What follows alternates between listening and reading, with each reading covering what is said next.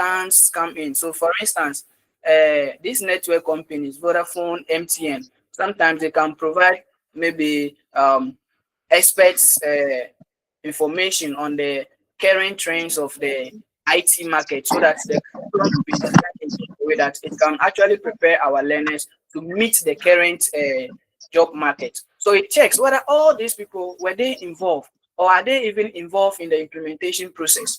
If yes, then it becomes a positive indicator. If no, then it becomes a negative indicator, and then actions will have to be taken to convert it to a positive indicator.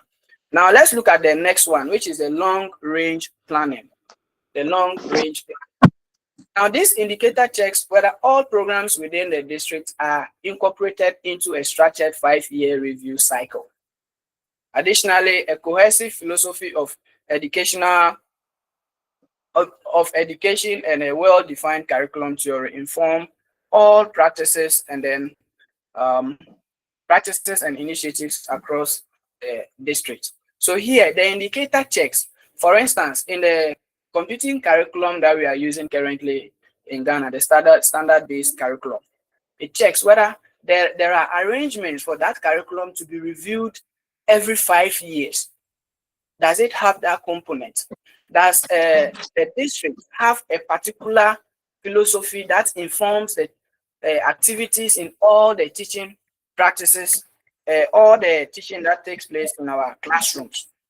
Does it have a particular curriculum theory that informs what teachers do across all the districts? For instance, in the curriculum, computing curriculum, we seek to train or teach, produce learners who are critical thinkers and then problem solving. We seek to produce learners who are critical thinkers, who can solve problems. Oh, this laptop, why?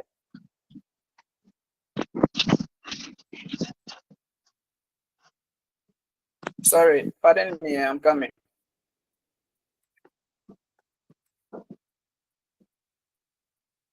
Okay, so we seek to create, oh, I've jumped to a different one right from this thing. Long range. So we seek to produce learners who are critical thinkers, who can solve problems, who are digital literates. Does this inform all practices? Are the practices that are happening in our classrooms and in our school environments geared towards achieving this? So if it checks and the curriculum have this 5-year review plan cycle, the district also has a particular a cohesive educational philosophy and then a well-defined curriculum theory that teachers are practicing, all the stakeholders are practicing in our various districts, then it becomes a positive indicator. If no, then it becomes a negative indicator, and then corrections or actions will have to be taken to make sure that things are done to align with the objectives of the curriculum, or the curriculum is being improved to convert that particular indicator to become a positive indicator. So the seventh seventh indicator has to do with decision-making clarity. So this indicator evaluates whether the controversies arising during program development focus on the intrinsic nature of the decision-making process rather than the identity of the decision maker. So here, it checks whether maybe during a curriculum, the designing of the curriculum, different stakeholders were involved, and then they came out with very varied views. Some suggested topics and learning activities on that. At the end of designing the curriculum, were the conclusions that were made, were they based on the objectives of the suggestions, or actually the people who made the suggestions? So were they personal? Did they use personal reasons or political reasons to conclude on what should be in the curriculum? Or the curriculum was basically designed based on the objectives of the suggestions that was made? So let me give a clear example in our school level. Maybe there's a school board meeting, and then ICT teachers propose that there should be enough time. They should give more time to ICT lessons on the timetable. Now, a good approach should be that the authorities or the head teachers should actually look at the proposal that is made, the objective of the proposal, and not necessarily those it is coming from, maybe saying that they are trying to suggest that because it will favor them. But they should look at the objective of the decision that is coming, not the one making the decision, and then see whether, if it is necessary, they actually add more time to the computing lessons. Another one is maybe if NACA get up today and then proposes a topic to be taught at the basic school, let's say Python programming. Teachers, in the wrong approach, teachers may feel like, oh, they will want to attack the personality of NACA, and you don't know the reality of the classroom. You know, we are with the students here. How can we teach this? But NACA, the good approach should be that teachers should not look at NACA, but they should rather look at the proposal that is made by NACA. What is the objective of the proposal? Is it to help our learners gain knowledge so that they will meet up with the standard of the trends in the IT world in this era? And if yes, then they can maybe also try to go with it. But they shouldn't just attack a decision or take a decision or reject a decision because of where it is coming from, but rather it should be about the objectives of the decision. Please, am I making sense? Hello? Yeah, go on. All right. Then we have the eighth one, which is positive human relations. So this indicator evaluates if initial curriculum perspectives are shared by teachers, principals, and the curriculum leader, which could be NACA, and then encouraging diverse viewpoints and effective communication throughout the process. So during the curriculum design, though there may be viewpoints, different diverse viewpoints, have people will bring their views, others will disagree with the views and all that. Yes, but this curriculum checks whether, even though these varied points are brought together, there's still an open communication. There was an open communication irrespective of the diverse views. Communication was not breached between these stakeholders to ensure that a proper and then a well-informed decision curriculum is developed or is designed. So it checks all this. Were these criteria met in designing the curriculum?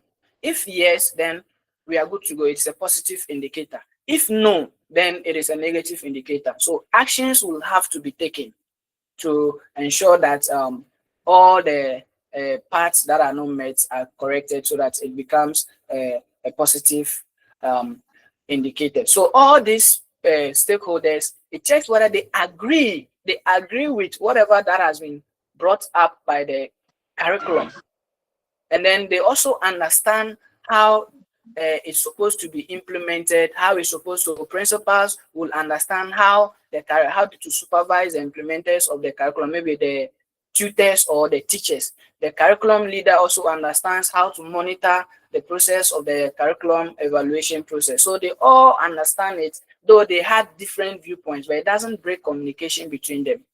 All right. So when all these criteria is met, then it becomes a positive indicator. If it is not met, then it becomes a no indicator, which is a negative feedback, and actions will have to be taken to convert it to a positive indicator. Then we have the ninth indicator, which is a theory into practice approach. Theory into practice approach. So this indicator aims to improve the alignment and visibility of district philosophy, vision, mission, graduation outcomes, and programs in the school. So when you look at here, maybe the district has a particular philosophy. The district has a particular philosophy that it seeks to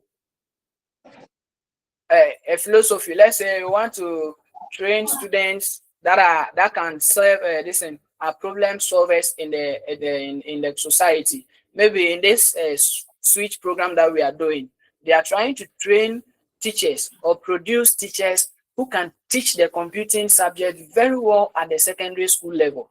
So this could be a philosophy of the district.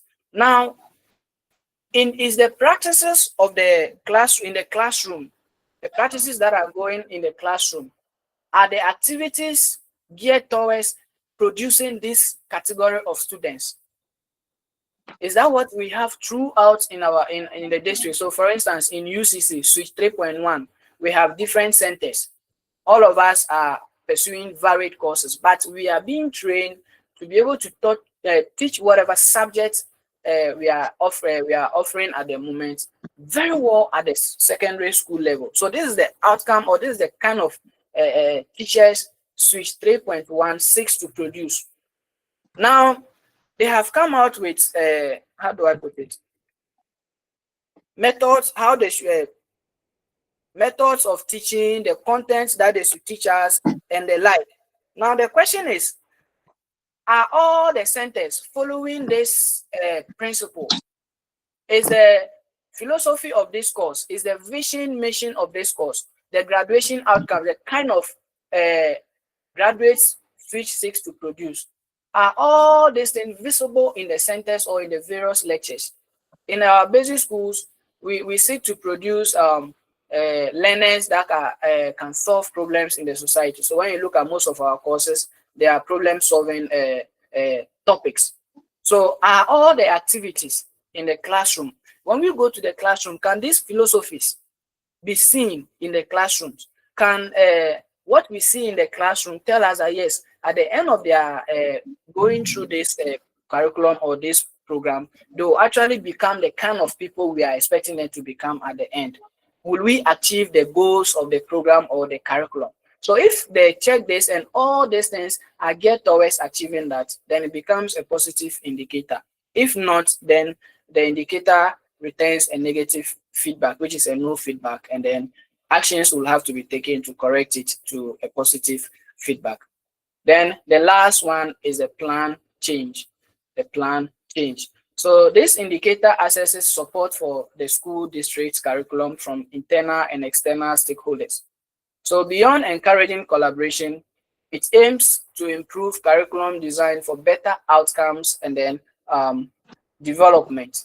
Better outcomes and development. So with this one, it checks maybe are the key stakeholders in the curriculum implementation or design, whether internal or external. Internal, maybe the teachers, the learners.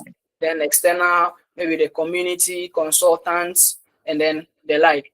Do they all support the curriculum? Do they all support the content of the curriculum, the teaching methods, the whatever that is supposed to be done in the curriculum implementation? Do they all support it? And yes, if they support it, then it becomes a positive indicator.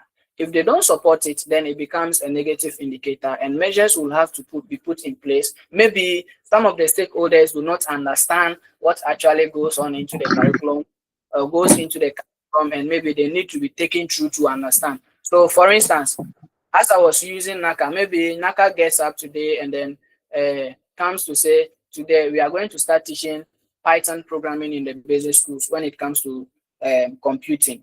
Then teachers will be like, teachers may not support it because they feel like at that level, students are not up to the level of learning that kind of language.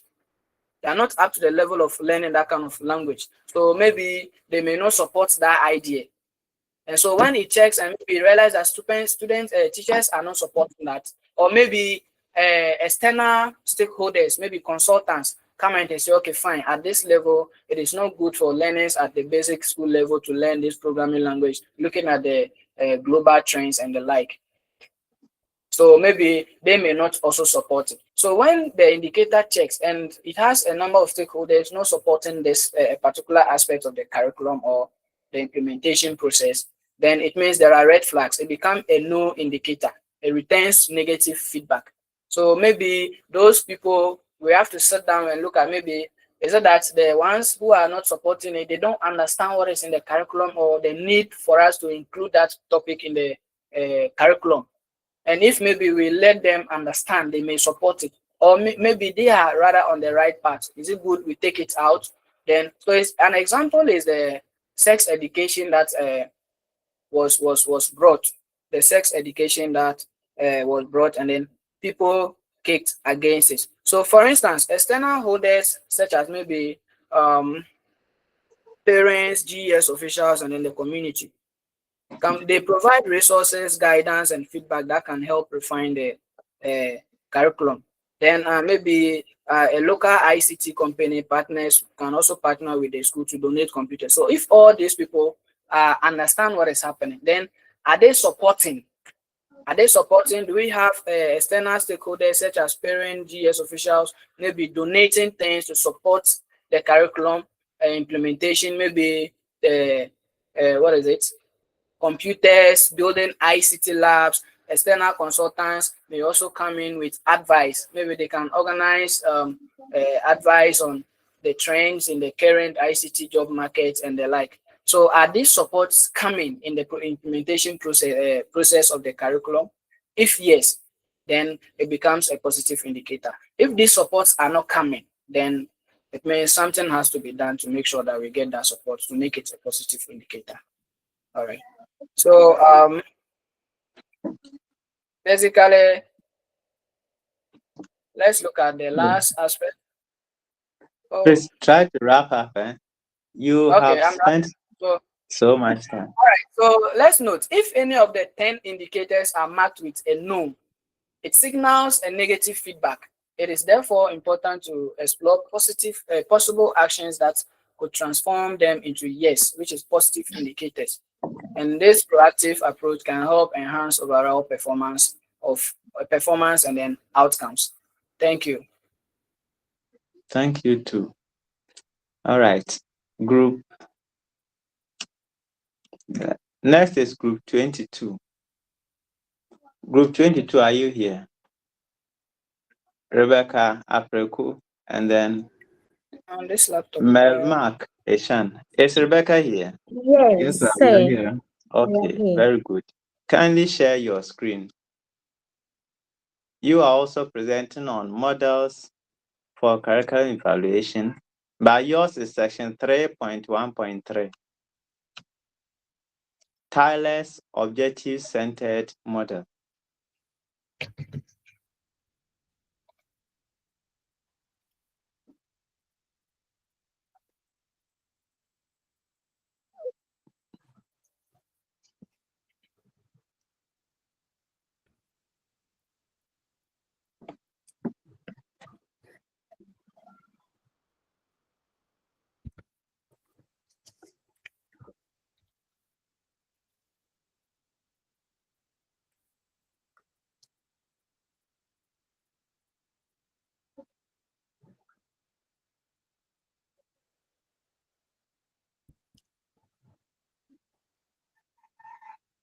All right. So we are group 22, and we are also presenting on models for curriculum evaluation in ICT. We are basing our presentation on Tyler's objective-centered model. My name is Rebecca Prekon, and my team member is Mark Ishen. At the end of this section, Tyler, you should be able to describe. Please, can you see the screen? Yes, madam. Yeah. Okay. At the end of this section, you should be able to describe the 7 steps in Tyler's curriculum evaluation model, and also explain the advantages and deficiencies of the Tyler's model in evaluating a curriculum.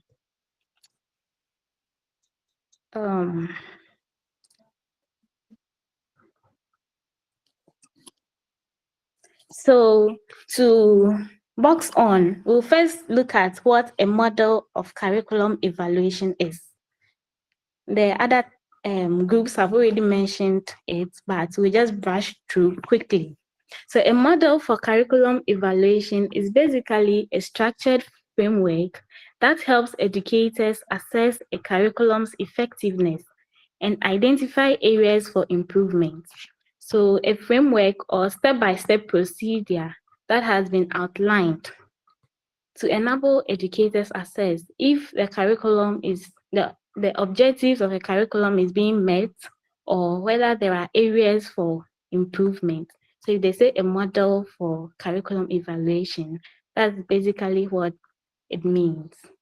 So just like the Tyler's model for curriculum development, Tyler's model for curriculum evaluation also follows almost the same steps, but in the curriculum development, it's just 4 steps. That is stating the objectives, selecting learning experiences, organizing learning experiences, and then evaluation. But with the Tyler's objective-centered model for curriculum evaluation, there are 7 steps that have been outlined by Tyler Rapp in 1950. So let's go ahead and look at the 7 steps that Tyler suggests we use in evaluating a curriculum. The first one we are going to talk about is identifying behavioral objectives that has been previously determined. So if one is asked to evaluate a curriculum, first of all, the person must take the curriculum and then identify the objectives that the curriculum had listed. Then the second step is identifying situations that would give students the opportunity to express or exhibit the behavior embodied in the objectives. So taking the basic school ICT curriculum, for instance, if one is asked to evaluate the curriculum using the Tyler's model, the person has to first identify the objectives that the curriculum seeks to achieve, identify what situations or what experiences learners must be exposed to be able to express or exhibit these objectives. So that's the second step. Then we move on to the third step, that is to select, modify, and construct suitable evaluating instruments. So taking the basic ICT curriculum, for instance, if someone is asked to evaluate the basic school curriculum, what instruments are you going to use? When we talk about evaluating instruments, we are referring to tests. It can be a written test, it can be an oral test, maybe conversation, questions and answers in an oral form. It can also be a practical test that you construct for the learners to exhibit the behavior that the curriculum had intended to achieve. Now, we are saying that we also need to check for objectivity, reliability, and then validity of the test instrument. So when we talk about the validity of a test instrument, we are referring to how accurate the test instrument is. For instance, if you are evaluating, say, Basic 4 learners, and one of the substrand is word processing, and then the objective is learners should be able to create a new Word document. And then the test instrument that, say, the evaluator had constructed was how to insert a link or a hyperlink in the Word document. These Basic 4 learners, they can't do it. In such an instance, it means that the test instrument is not valid. It means it's not accurate, right? So that the question that is being asked of the learners is above their level. So with this step 3, it is telling us that we need to make sure that our test instruments are valid. They are within the level of the learners. And then another thing we need to check is the reliability of the test instrument. When we talk about reliability, it has to do with the consistency of a test result over a period of time. So for instance, in January, Basic 6 learners were asked to create a Microsoft Office Word document and edit, and then they were able to do it. Then a month later, it came with the same question, and then they were not able to do it. It brings questions on how valid or how reliable the first results were. So the reliability has to do with a time frame. Are the results that you are getting consistent for a given period of time? So that is for the third step. You need to select, modify, and construct suitable evaluating instruments. And those instruments must be objective, they must be reliable and valid. Then we move on to the fourth step according to the Tyler's objective model. That is, use the instrument to obtain a summarized or appraised result. So the instrument that you've used to test the learners for a desired objective, what is your take on the result that you've gotten, right? So instead of just giving out the raw data, you also need to add a summarized or a brief summary on what your take is on the result that was derived. Then we move on to the fifth step. Compare the results obtained from several instruments before and after a given period. So you need to compare the results. For instance, if people in Accra, right, were asked to create, students in Basic 6 in a school in Accra were asked to create a Word document and edit. And then students also in that they are seeing the OT region were also asked to create a Microsoft Office Word document and edit it. What is the result that is going to be derived? It might come out that those in Accra were able to exhibit this behavior, but those in a village in OT region were not able to exhibit the behavior. So over here, they are saying that we should compare the different results that were obtained from several instruments. The several instruments also has to do with, it shouldn't only be written, because in the basic school, people can memorize the steps in practicing a specific objective. But when it comes to the practical aspect, if you give them the computer to do it, they will not be able to do anything. So the test instruments has to be several test instruments. It should also be written, it can be written, it can also be a practical test instrument. When we are evaluating the curriculum, it shouldn't only be one-sided, only written. That way, the result that may be gotten might not be reliable or accurate. And it should also be within a given period of time. Then the sixth step is to analyze the results in order to determine the strengths and weaknesses of the curriculum. So we analyze the results and then we identify possible explanations about the reason for this particular pattern of strengths and weaknesses. So the example I gave earlier, why is it that people in OT, in a village in OT region, are unable to create a Word document? And why is it that those in Accra were able to do so? So after comparing the results, we need to look out for possible explanations or reasons for this particular pattern in the strengths and weaknesses that were seen. Then the seventh step is to use the results to make necessary modifications in the curriculum, as cited by Glathorn in 1987. So we make modifications to the curriculum. What are some of the things that you can do to change?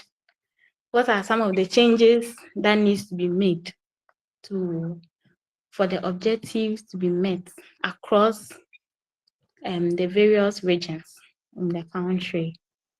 So for the Tyler's objective method, these are the 7 steps. It's based on objectives as it has been stated. So we'll move on to the advantages of the Tyler's objective-centered model for curriculum development. I'll invite my group mate Mark to continue from here. Thank you. All right. Thank you, Rebecca. Continue from where she ended. We are looking at the advantages of tireless objective-centered model.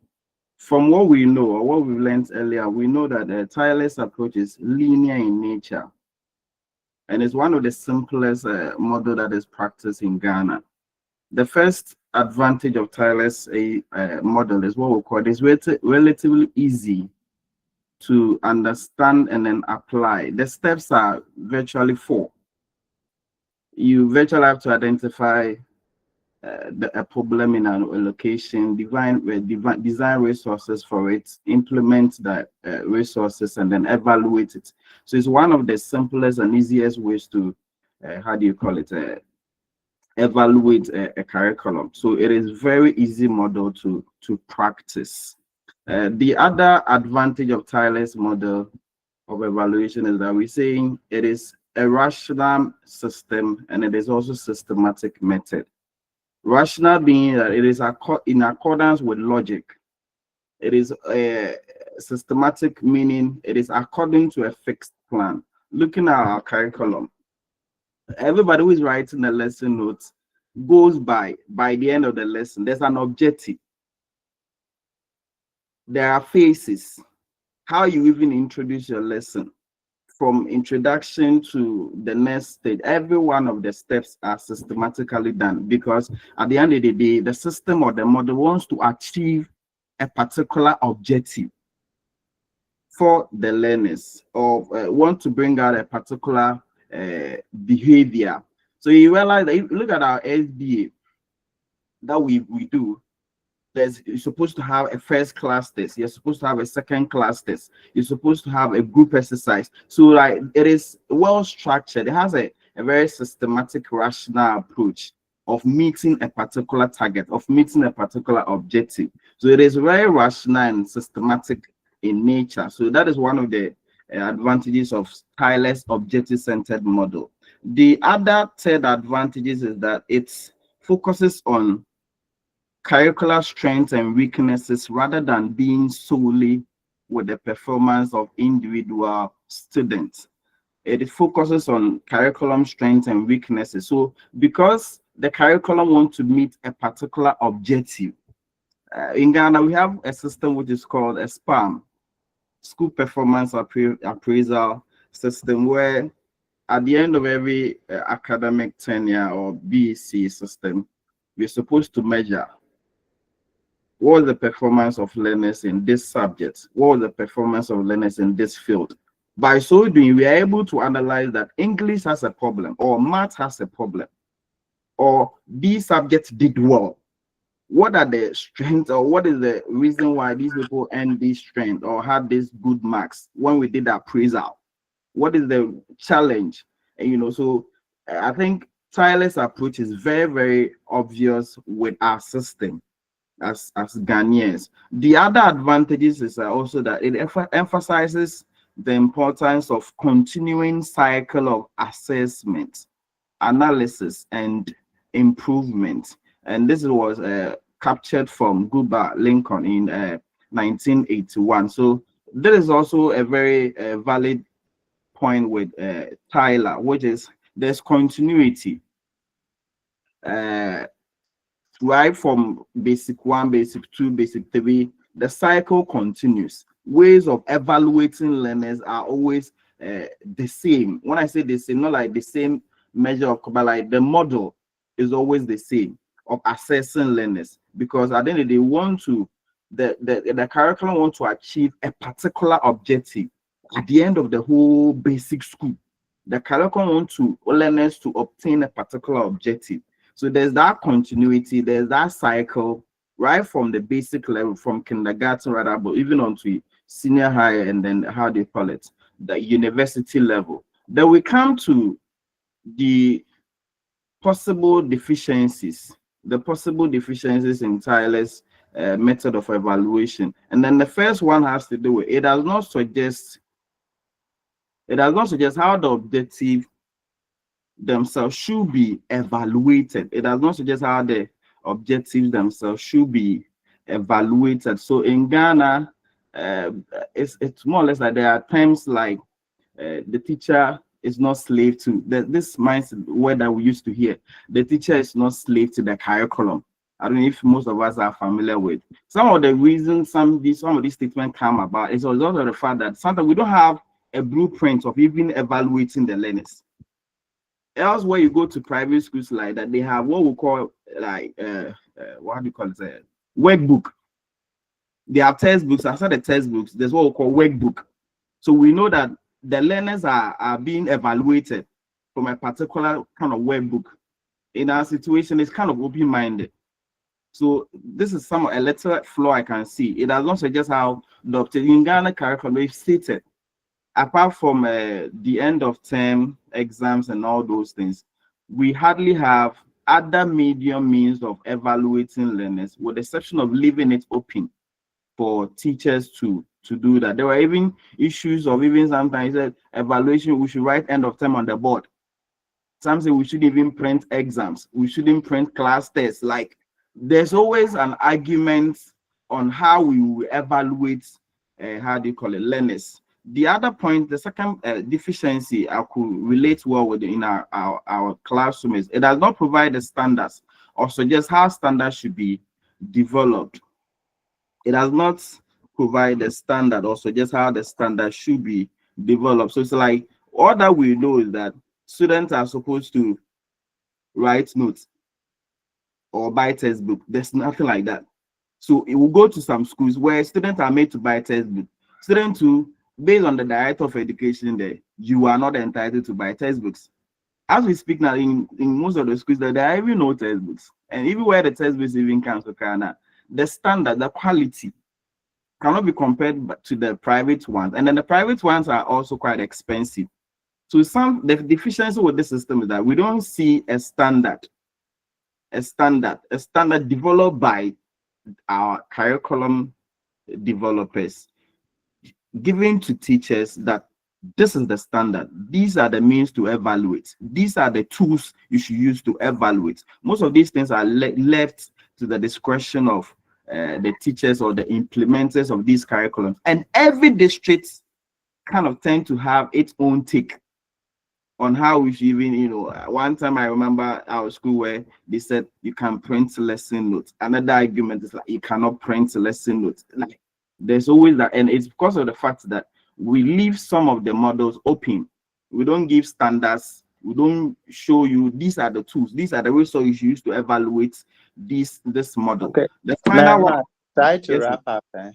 The final one I will talk about is on the fact that it emphasizes on prior statement of objectives, and this may restrict creativity and curriculum development. So right from the onset, we state the objective, but in between, whilst we are implementing the curriculum, it's like you are fixed. You are not supposed to deviate.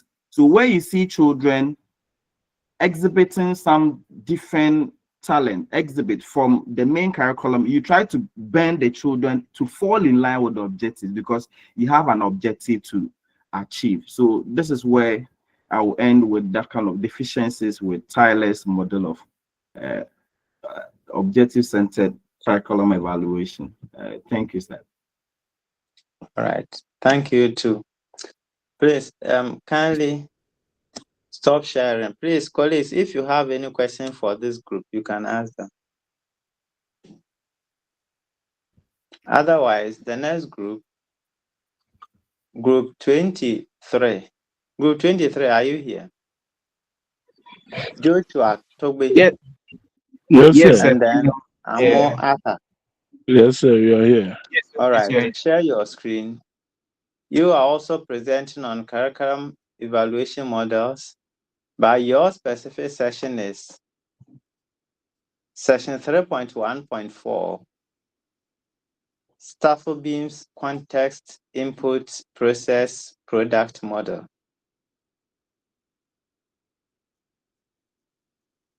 Okay, so please, I'm sharing the screen.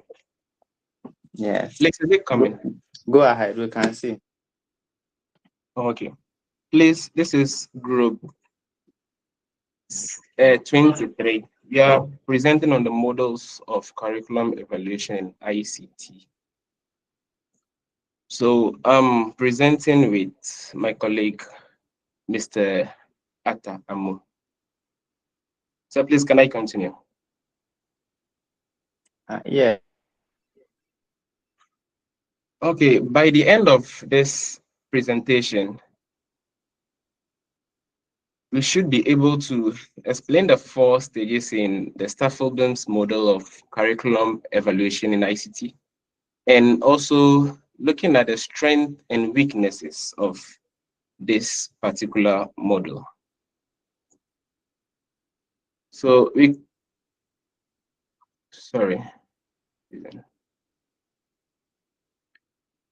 So please, we first of all look at the Staffeldam's context, input, process, and product model. So this particular framework is as an alternative to the tireless model, as our colleagues presented earlier. And this was actually developed by the Field Data Kappa community, which is being chaired by Daniel Staffeldam in the year 1971. So actually this particular model or framework seemed to appeal to the educational leaders because it's very appealing, because it emphasized on the importance of producing evaluative data for decision making. So to service the need of decision makers, Staffeldam model provides a means of generating data relating to 4 stages of program operation. So we go on to look at the stages. The first one, which talks about contest evaluation. Contest evaluation. So at this stage, continuous assessment of needs and problems in the context is being made to help decision makers to determine goals and objectives. So looking at our Ghanaian educational system, where we look at our curriculum trying to meet a particular goal and objective. So at this stage, it is not just a one stage, but a continuous process of what assessing needs and problems, what we are trying to solve in our educational system, either the basic or the senior high school level. So on the second stage, it assesses the alternative means for achieving these goals to help decision makers choose optimal means. So let's say the available resources or the infrastructure in that we have at our disposal in order to attain this goal are thoroughly being assessed. The means to achieving this goal. Maybe we are trying to improve critical thinking among our students. And the question is, what means are we trying to use to improve that among our students? So this particular stage looks at this, the available resources or infrastructures that are at our disposal to achieve this particular goal. So the third stage, which is the process evaluation. The process evaluation. It monitors the process both to ensure that the means are actually being implemented and to make necessary modifications.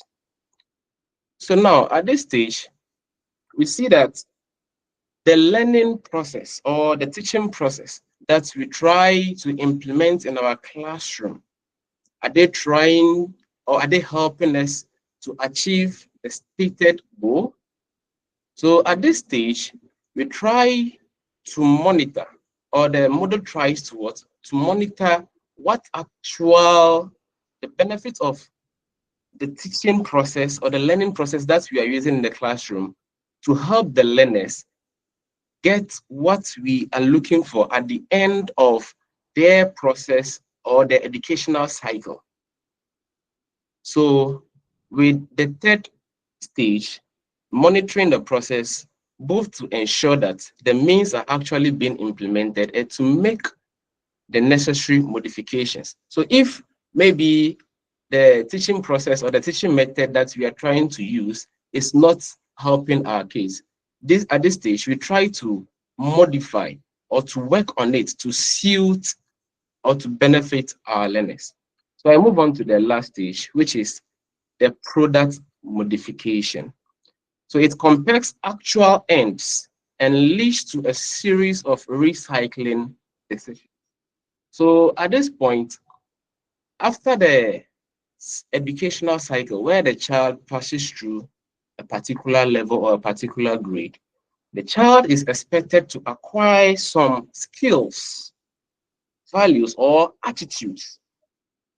So looking at these outcomes or these results or these skills, we try to compare it to see whether the child was able to acquire the skills that the objective stated for.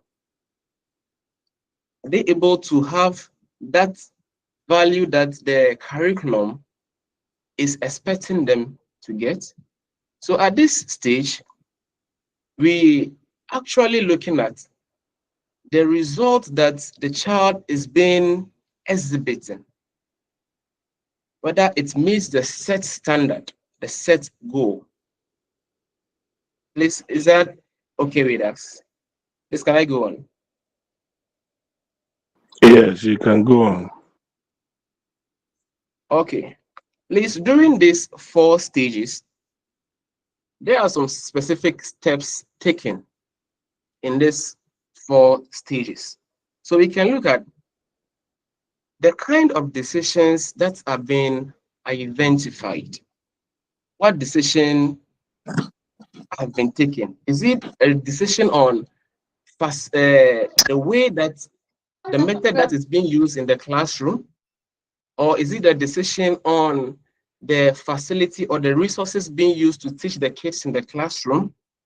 Or what activity that we're supposed to take the kids through in order to achieve those set standards? So these kinds of decisions are being identified in these 4 stages. Now, the kind of data needed to make those decisions are also identified. The kind of data that is needed to make these decisions are identified. Please, sorry for the repetition. Setup program becoming mistake. So now, after realizing the kind of decision to make, now the data that we need to make those decisions are also being identified when the 4 stages are being carried on. Also, those data are well collected and a criteria is determined. A criteria for determining quality are also what established. So let's say after collecting the data, we are trying to achieve, or at the end of the educational cycle or the goal of the curriculum, determining quality education. So this data that has been collected and decision making, criteria is being what determined for what quality result. And also the data analyzed on the basis of those criteria. The data is also being analyzed on the basis of the criteria that is being looked at. Also, according to Glatten, the need for information is provided to decision makers. The needed information is also provided to the decision makers.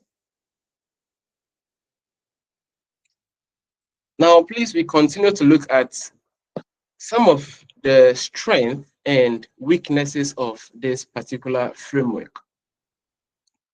So when we look at this model as an alternative to Tyler's objective model, we saw that this model's emphasis on decision making seems appropriate for administration concerned with improving curricula.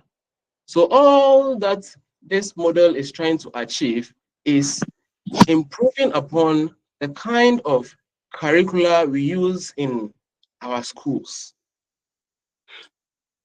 Also, it concerns the formative aspect of evaluation. It concerns the formative aspect of evaluation, remedies, and forms created by the committee provide step-by-step guidance with it. So when we look at this particular framework, we see that it is a continuous process in such a way that every process is taken step by step to guide the implementer. But looking at this particular model, we could also realize that there are some weaknesses or some shortfalls with which we can first of all say that it fails to recognize the complexity of decision making in an organization. So this particular framework, we can say, is being restricted to these 4 stages. Saying, although it is a continuous process, but it fails to recognize the complexity of decision making. And also, it ignores political factors. As we saw earlier in curriculum implementation and the stages that the curriculum passes through till its implementation, we saw the role of the political figures, how they support the implementation of curriculum. But in this particular model, it ignores the political factors that play a large part in decision making. So according to Garber and Lincoln in the year 1981, they say that this particular framework seems difficult to implement and expensive to maintain. Since this particular framework does not have a timed period, or as our brother Clifford said about the model, he mentioned 5-year span of curriculum review. But this particular framework does not kowtow to that, but also is what? It's a continuous process. It starts from any time in period and tries to what? To improve the curriculum. So in so doing, its implementation is kind of expensive to maintain. So please, we kindly end our presentation on this. Okay, thank you. Colleagues, if there is any question, you can ask.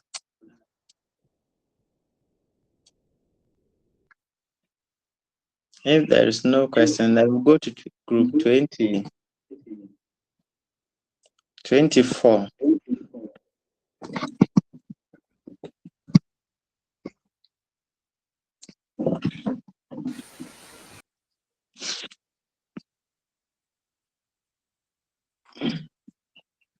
So group 24, let me see.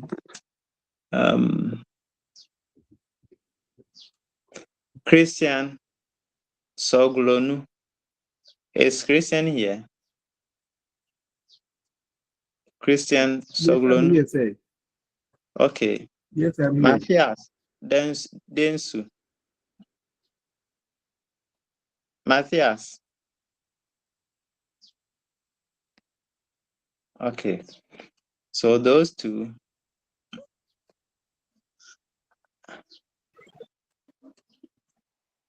Amo, after you joined the group 23. So Yes, yeah. yes, sir. So here you can be free. So Christian, but then if you work with them, no problem. When questions come, all of you can collaborate to answer. Okay, sir. Yes, you are Okay, thank presenting you. on models for curriculum evaluation 3.1.5. 3.1.5 is Scriven's goal-free model by Michael Scriven. So let's hear you. Yes. Okay, thank you very much, sir. Good afternoon, colleague. After, sir. Okay, this is 24. We are presenting on models for curriculum evaluation in ICT. And we are to concentrate on excuse me, Please, your sound is not clear. hello, It sir. seems Can you hear me saying? Can you hear me saying? talk a little louder. Okay, thank you very much. Okay. Okay. So our lesson objective, by the end of this lesson, learners will be able to assess the real effect of a program, both intended and unintended, using qualitative methods to determine, using qualitative methods to determine its true impact and useful without being influenced by stated rules. So we have a whole lot of models, but we have been given Griffin's new three models to talk about. And this model was proposed by Michael Griffin in 1973. So according to Michael Griffin, one, it was the first model to question the focus on goals and objectives in evaluation. So what he's trying to say here is that after his involvement in several evaluation projects, where so-called side effects seem more significant than the original objective, Michael began to question the seemingly arbitrary distinction between intended and unintended effects. So all that he's trying to say is that he wants to say his evaluation should focus on real outcomes, not just planned goals. The two is talking about emphasis assessing actual effects, both intended and unintended. So here, Michael Griffin's idea means that when evaluating a program, we should look at all the results it produces, not only one that were planned, that is intended, but also that has the ones that happens by surprise, that is the unintended ones. So in short, Griffin said evaluators should check everything a program causes, whether it was meant to happen or not. For the third one, he also highlights the importance of unintended effects in education program, sorry. So Michael Griffin makes that when judging an education program, we should pay attention on we should pay attention not only to what the program was supposed to achieve, but also the unexpected results it creates. This unintended effect can be positive or negative and may be just as important as the planned outcome. So in short, what he's trying to tell us is that in education, unexpected results matter too, not just the planned goal. So the fourth one is saying that the evaluator act as an unbiased observer, identifying community needs. Michael Griffins makes that the evaluator should not side or be influenced by anyone. The evaluator, the evaluator's job is to look at the situation fairly and find out what the community truly needs before judging how well the program meets those needs. So in short, what is also trying to say here is that the evaluator must be neutral and fair, focusing on what people really need, not on personal opinions and program goals. So five is saying we should use qualitative methods to discover real program outcomes.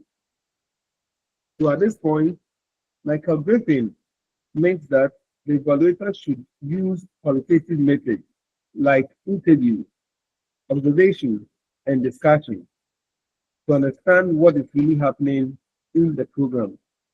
These methods help out the true results and experiences of people, not just number or statistics. So what he's trying to tell us is that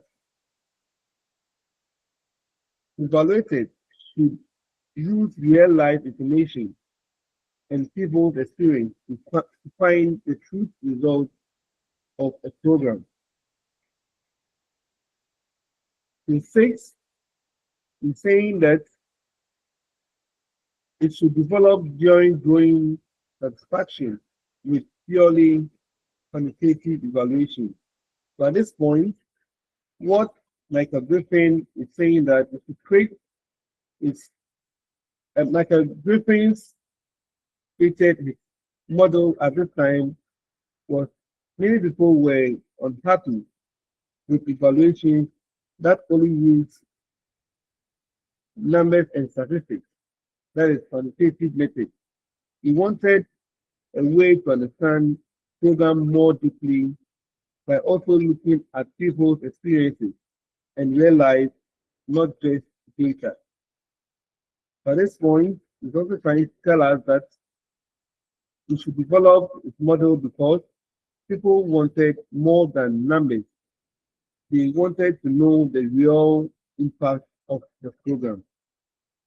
So the seventh one is just saying that it should be complemented. It should be complement, not replace goal-based evaluation method.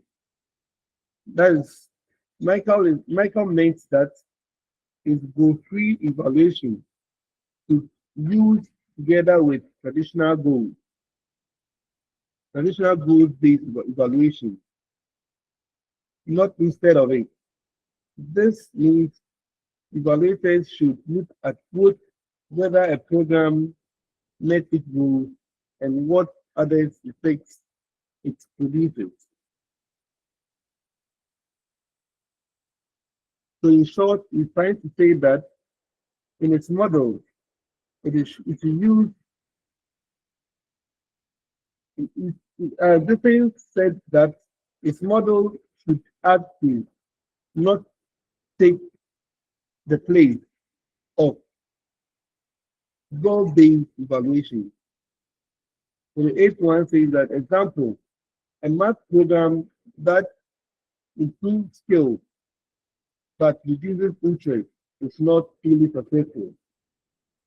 So at this point, like a Griffin makes that even if a math program helps students get better of solving problems, it is not truly successful if it is not if it also makes them lose interest in learning mathematics. A good program should improve skills without causing negative side effects. So in short, If a program helps students learn but also creates new problems, it is completely successful. And the last one, which is the ninth one, which is saying that limitation, large detailed implementation guidelines, test for experts evaluators. So what we're trying to say here is that Michael Griffin's model does not give clear step-by-step instructions to how to carry out the evaluation. Because of this, it is hard for beginners to use and it's better suited for experienced evaluators who already know how to plan and assess the program. So the program is not easy for beginners. It works best for experts who knows how to evaluate well. Thank you very much, sir. Hello. Hello. Hello, Chris. So Christian, Chris, Yes, I sir. think all that while, Chris, I don't know whether your it was from screen. my end. We were not seeing whatever you were presenting. Yeah, yeah, your screen was a bit, though you are done with this. Yours through of good, but it's like Master yours. Say is not around to. Well, we're raising our hands to Yes, draw I'm your listening. attention to him. But I'm here. oh, I saw your hand, what but we I were just saying, we didn't didn't want to get it. interrupt him. Oh, okay, sir. You didn't I see saw my your hands. screen? I didn't want to interrupt him. Yeah, so the next group, group 25, you are presenting on stakes responsive model. Group 25, are you here? Yes, Yes, sir. sir, we are here, Hafiz, sir. Yes, sir. Hafiz, Yes, sir. I'm Yes, sir. checking those who are here. Hafiz, Yes, sir. okay. Then Abubakar, Yes, sir. Paul, Yes, sir. all right. Proceed.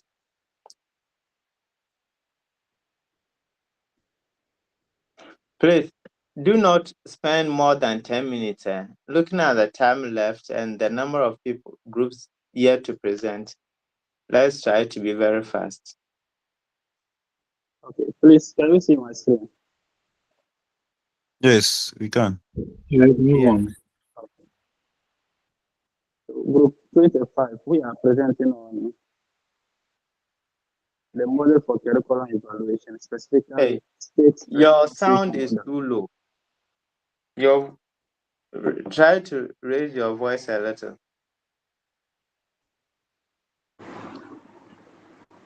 Hello, please. Is it now? Be It's clear, Yes, sir. sir. it's a Okay. little okay. Just when you are talking, raise your voice. Okay, sir. Okay, sir. Please, we are working on stakes responsive model by Robert Stake, 1975. The Stake made a major contribution to curriculum evaluation in his development of a model called responsive model. The responsive model is based on the assumption that the concerns of the Pause. stakeholders. After pause, Okay, sir. look at your slide. Look at the amount of text on it and look at the font size. Is it okay to you? Uh, before we started these presentations, I told you some of the features that you should pay attention to when preparing your slides. Okay, sir. Continue. Okay, sir. So the responsive model is based on the assumption that the concerns of the stakeholders, those for whom the evaluation is done, should be paramount in determining the evaluation issues. It is an approach that trades off some measurement precisions in order to increase the usefulness of the finding to persons in and around the program. An educational evaluation is said to be a responsive evaluation if it orients more directly to the program activities than the program intents. Hope it's clear. Okay.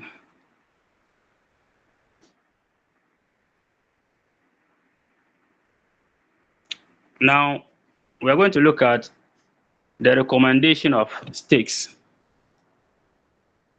Stakes recommends an interactive and recursive evaluation process that embodies a certain steps. And these steps are follows. The evaluator meet with clients, staff, and audience to gain a sense of their perspective on an intention regarding the evaluation. The evaluator, step 2, the evaluator draws on such discussions and the analysis of any document to determine the scope of the evaluation project.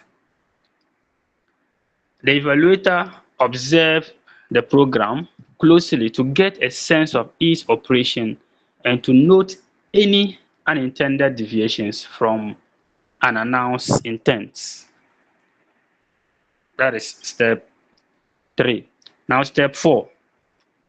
The evaluator discloses the stated and real purpose of the project and the concerns audience have about it and the evaluation. Point 5 states that the evaluator identifies the issues and problems with which the evaluation should be concerned for each issue and problem. The evaluator developed an evaluation design specifying the kinds of data needed. So in this particular point, the evaluator designed a specific kind of hello. Hello. Option. Yeah. In my one. Okay. So step 6, 7. The evaluator select the means needed to acquire the data desired. Most often, the means will be a human observers or judges. So here, the evaluator make good use of the human resource. So the means they are referring to here refers to those who will serve as the observers. In other words, you can refer them as the judges. Steps continues. The evaluator implement the data collection procedure. So the evaluator will implement, he will put the data collection procedure into action.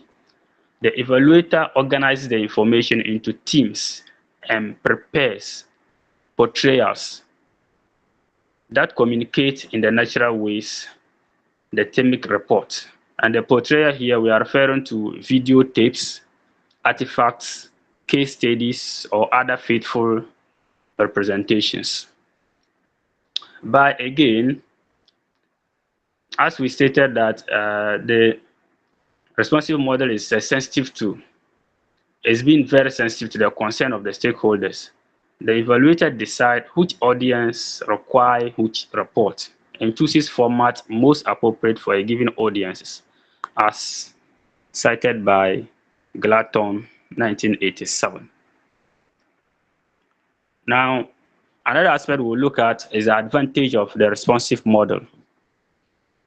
Clearly, the major advantage of the responsive model is sensitive to clients.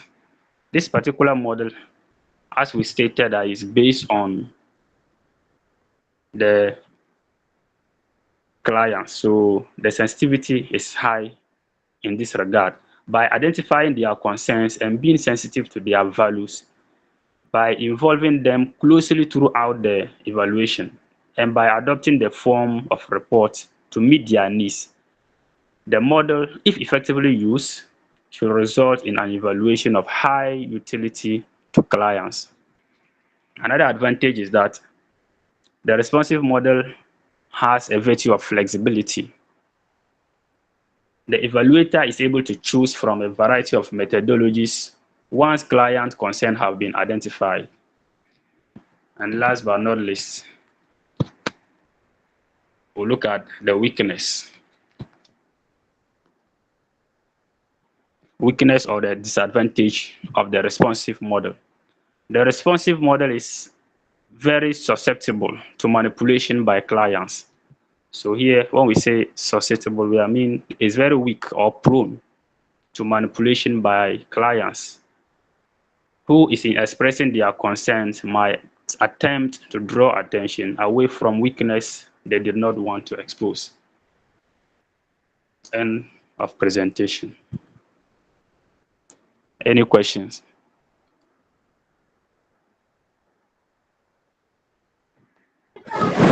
No questions. Let's continue. Okay, thank All you very right. much. If there are no more questions, no questions, then we proceed to the next group. Group 27. Afrifa, are you here? Yes, sir. Yes, sir. Okay. Mankama, are you here? Yes, sir. All right. You are presenting on types of curriculum evaluation, section 4.1.1.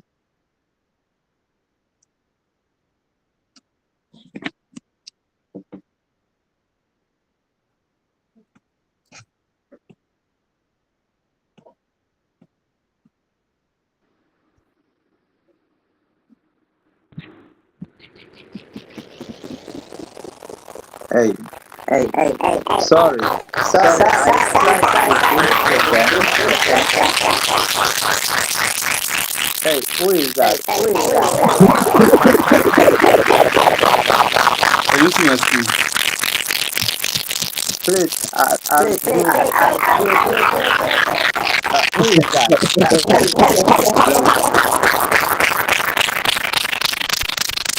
Hello. Please, take off your screen. Take off your screen. Hello. Stop sharing. Hello.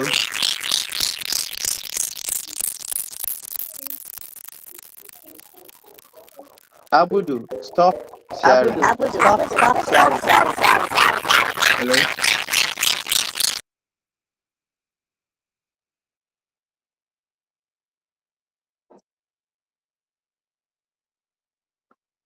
Yes. Sorry, we are not going to 27 yet. Group 26 has to present before 27. Group 26, yours is on 3.1.7 Fisher's model. So group 27, group 26. Prince Dakun, are you here? Yes, sir, please. Then Mohammed Yakub. Mohammed Yakub, are you here? Is Mohammed Yakub here? Okay, go on.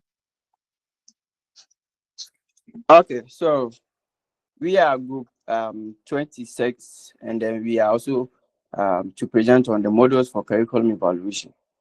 I'll be presenting with Mr. Mohammed, which is supposed to also be in group 27 as well. So I'll take this and then go on with the presentation.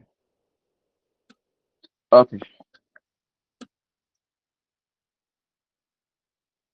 I hope you can see my screen though. No. Yes, we can see.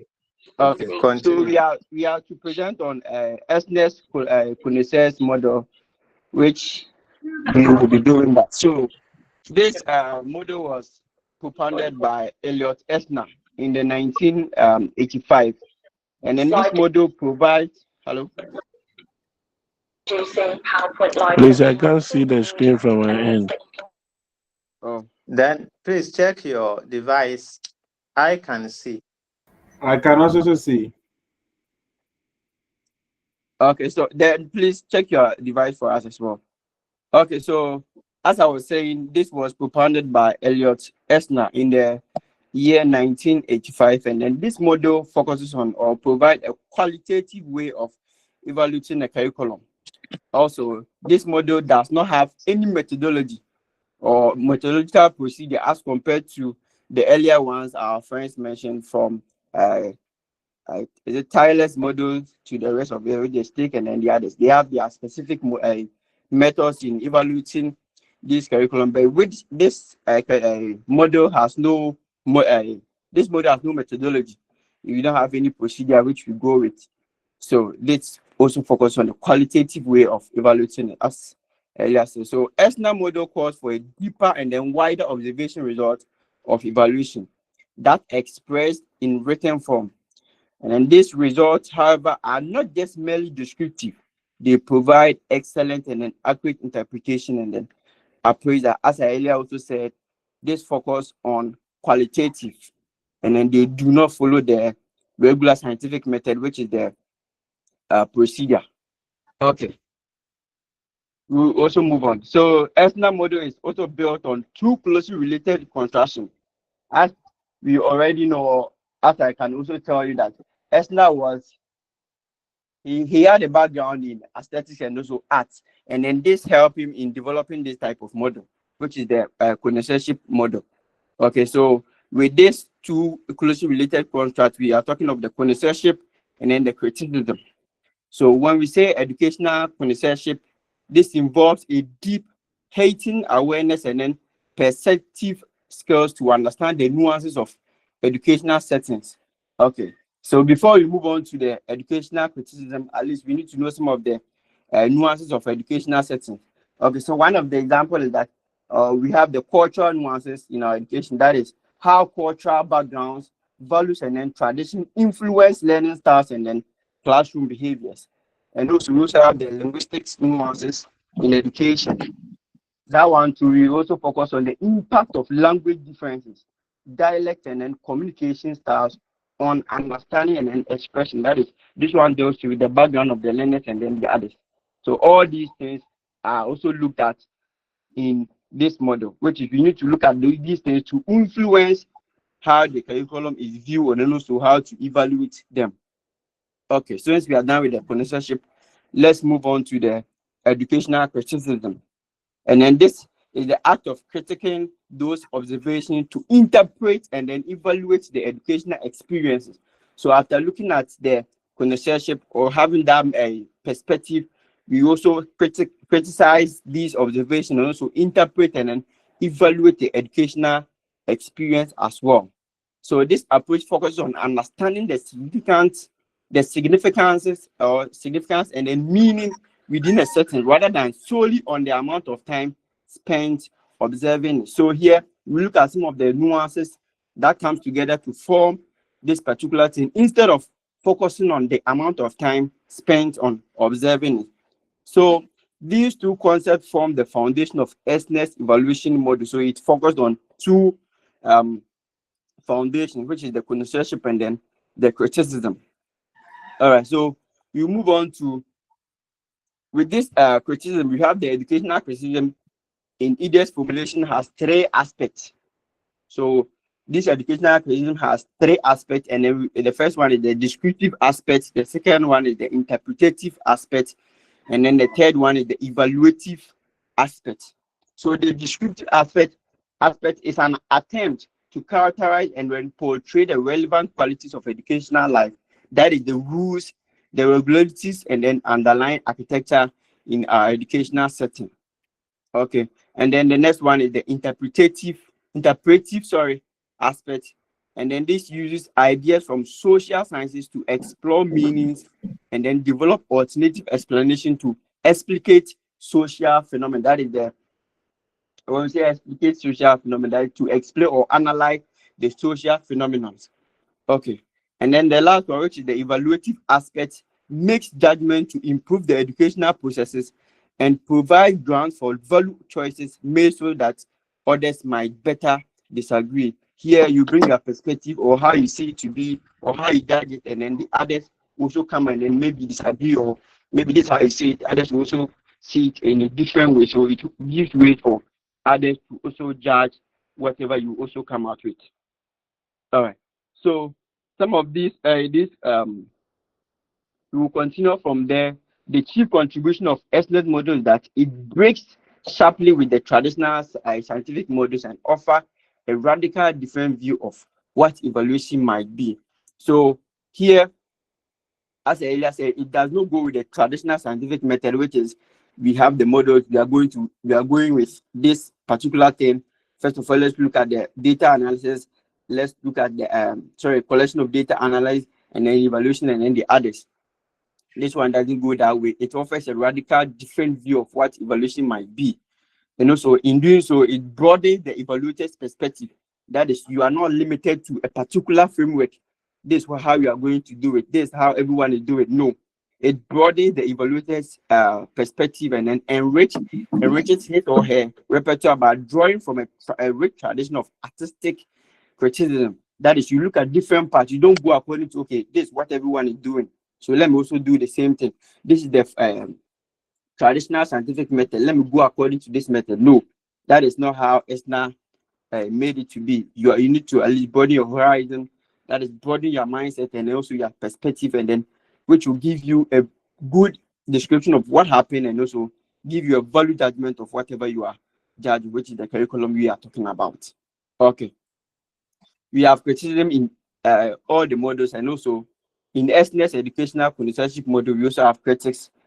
People talk about it, whether it's good or bad, and then their views about it. So, 8 critics have faulted it for its lack of methodology, although ESNA has attempted to refute such charges. So, with this one, critics say they already know that with each models, we have method of doing it, we have processes and all that. And then ESNA had no process in these things, or it has no method in this judgmental thing that we are doing. Critics are saying that since it has no methodology, it does not meet the standard of being a model or being a curriculum model or curriculum evaluation model. And then ESNA also attempted to refute that charge. Okay. And then the second critics have also argued that use of model requires a great deal of expertise, not noting the seemingly elitism implied in the term connoisseurship.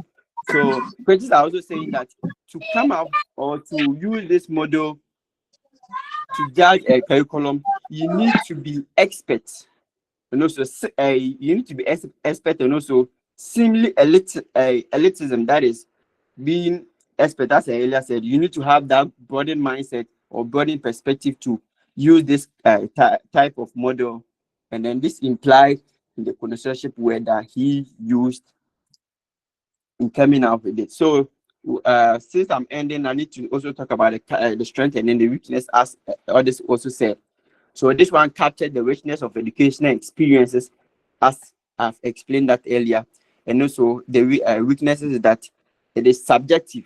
That is, depends on evaluator's perspective or the evaluator's expertise. If you are not expert, or people do that according to what they have, that is their mindset or their how they view it to be. That is what we mean by the subjective we are talking about. Okay. So since we are presenting on the final model for curriculum evaluation, I'll also hammer on some of these things that our earlier colleagues talked about, which is under the Tyler. Its focus was on the objective. It was the objective-based evaluation. And then the CIPP, which is a context input process, and then the product was systematic and then decision-oriented. We also talk about the stakes and then the scriven. I'll combine the two. It was flexible and also responsive. And then ESNA also talked about, which I presented, talked about the qualitative and then interpretive type of model. Thank you.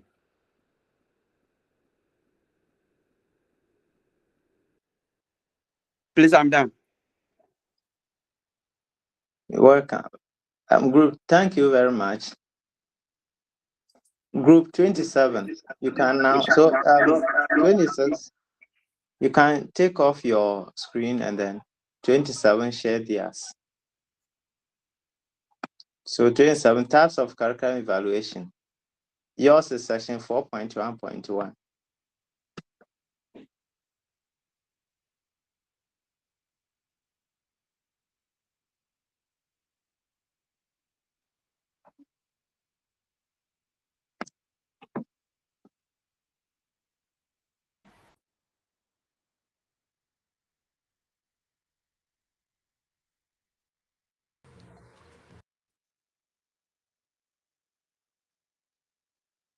Hello? Hello? Go ahead. Yeah. Yeah. Can you hear me? Yeah, we can hear you. Okay. It's loud and clear. We are group 27, and we are going to present on types of curriculum evaluation. Then we are Mr. Misty Afrifa can come, and then Abudu Mankama.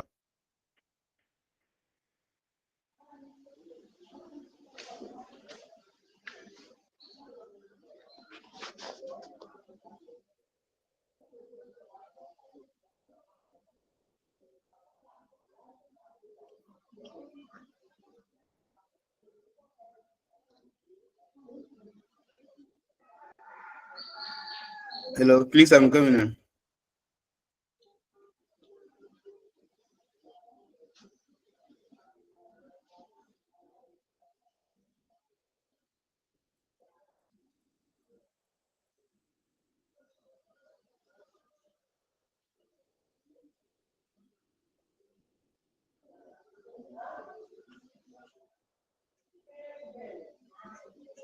Okay.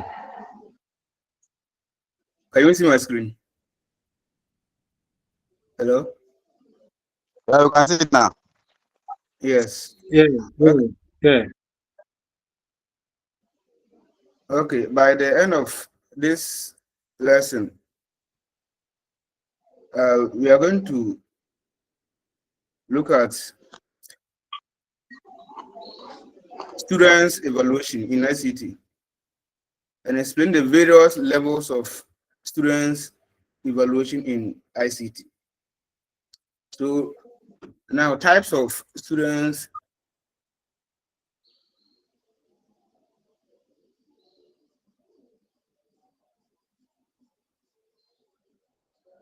Yes, types of students, sorry, curriculum evaluation in ICT. At the beginning of every ICT curriculum, what the evaluator should ask himself or herself is what am I going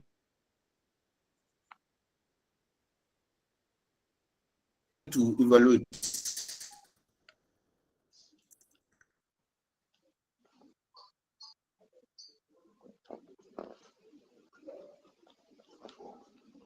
Okay, let me move on. Let me move on. So Hello. you should ask yourself, what are you going to evaluate? Yes. Move on. Your network Hello? was off. That's why. Yes, okay. Yes, so now that we know the definition for curriculum and then curriculum evaluation, we are looking at the types of curriculum evaluation. And as we are starting the types of curriculum evaluation, we are going to give you all the four various types of curriculum evaluation. That is student level evaluation, institutional level evaluation, program level evaluation, and then the personnel level.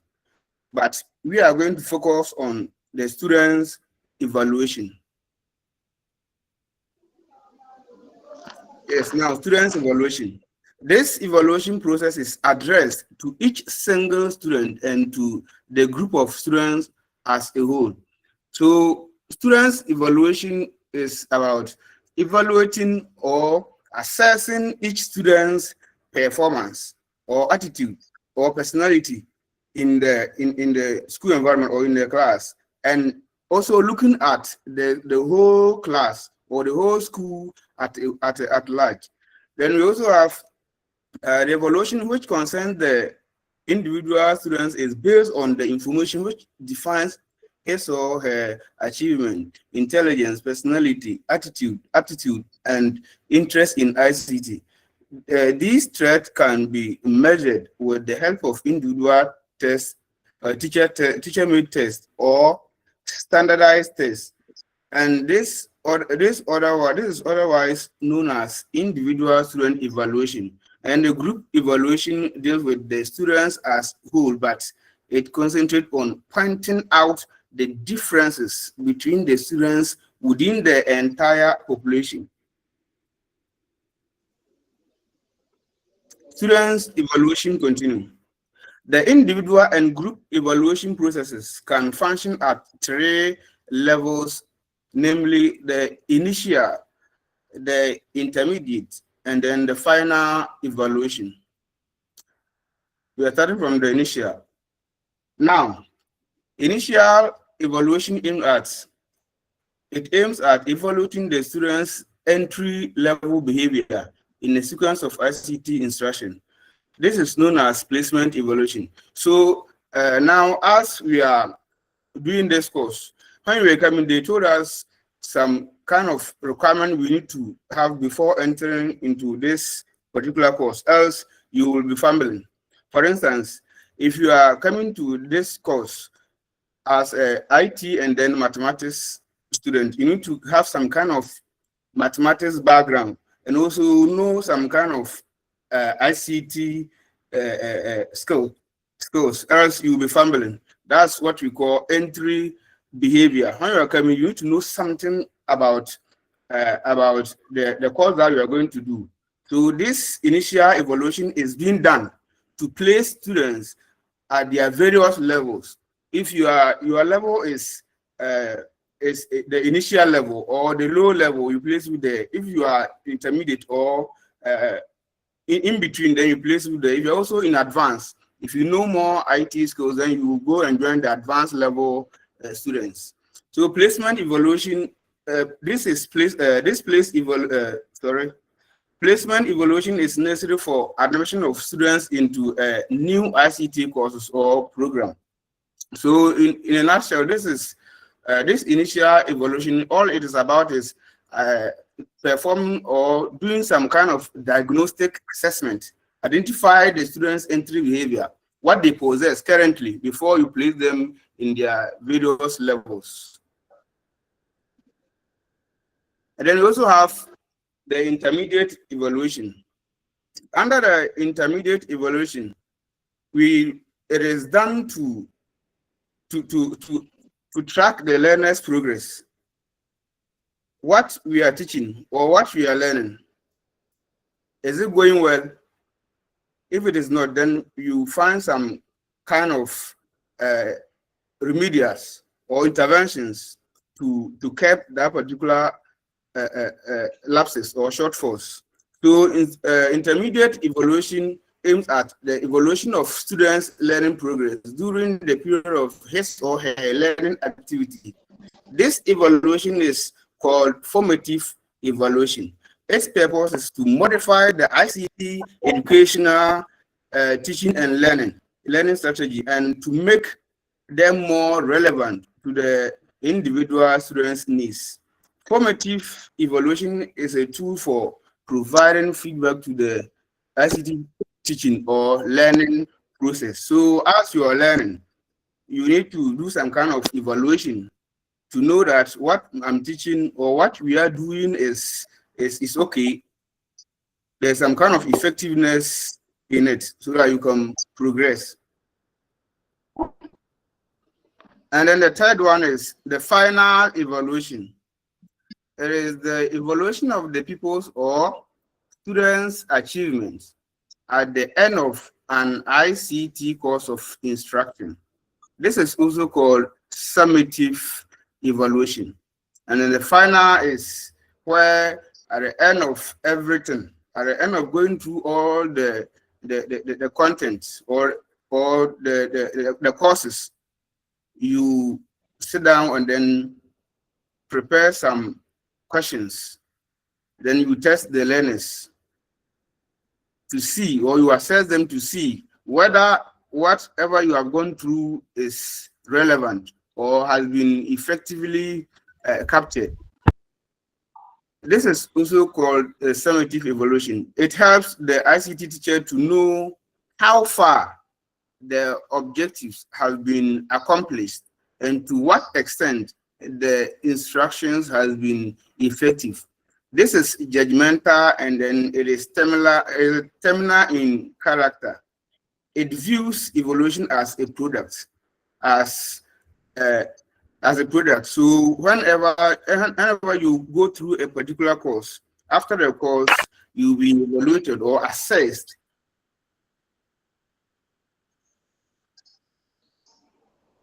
to see whether when they leave you to go into the workforce, where you are going to do and you can do whatever task that is being given to you. So we need to do the final evaluation. In summary, we started looking at student evaluation. So student evaluation is a systematic process that assesses academic performance, progress, skills, playing this plays a crucial role in enhancing the quality of curriculum implementation. So the three levels students evaluation are also the initial, then intermediate, and then the final evaluation. Thank you. Okay, thank you too. Next is group 28, who are presenting on institutional evaluation. Abdul Nuri, are you here? Is Abdul Nuri here? Yes. Huh? Yes. Okay. Titus. Yes, sir. Titus I'm there. Bangkong. Okay, then Yes, sir, I'm there. Hassan Fahan.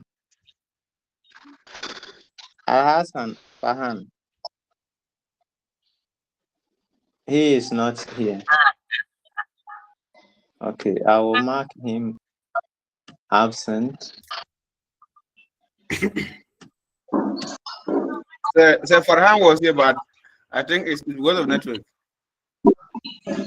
When he comes, he should draw my attention. The two of you proceed and present. Share your screen and start the presentation.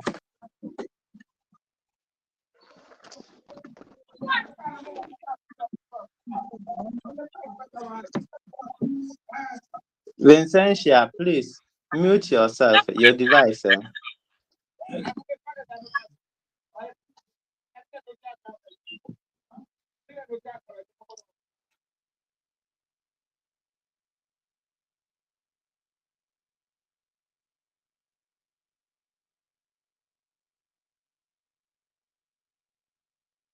We are waiting for you to share your screen. Yes, sir. So Mr. Farhan is sharing. He's sharing his screen, please.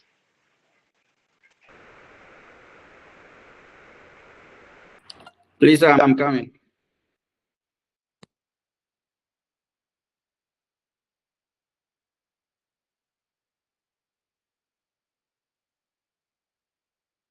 Hafiz, Atta Hafiz, you've raised your hand. Do you have a question?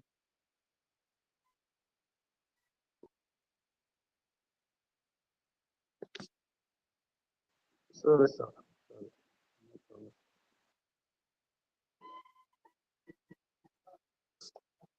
Then Hafiz, if you don't have a question, lower the hand. Titus Bampo, you've also raised a hand.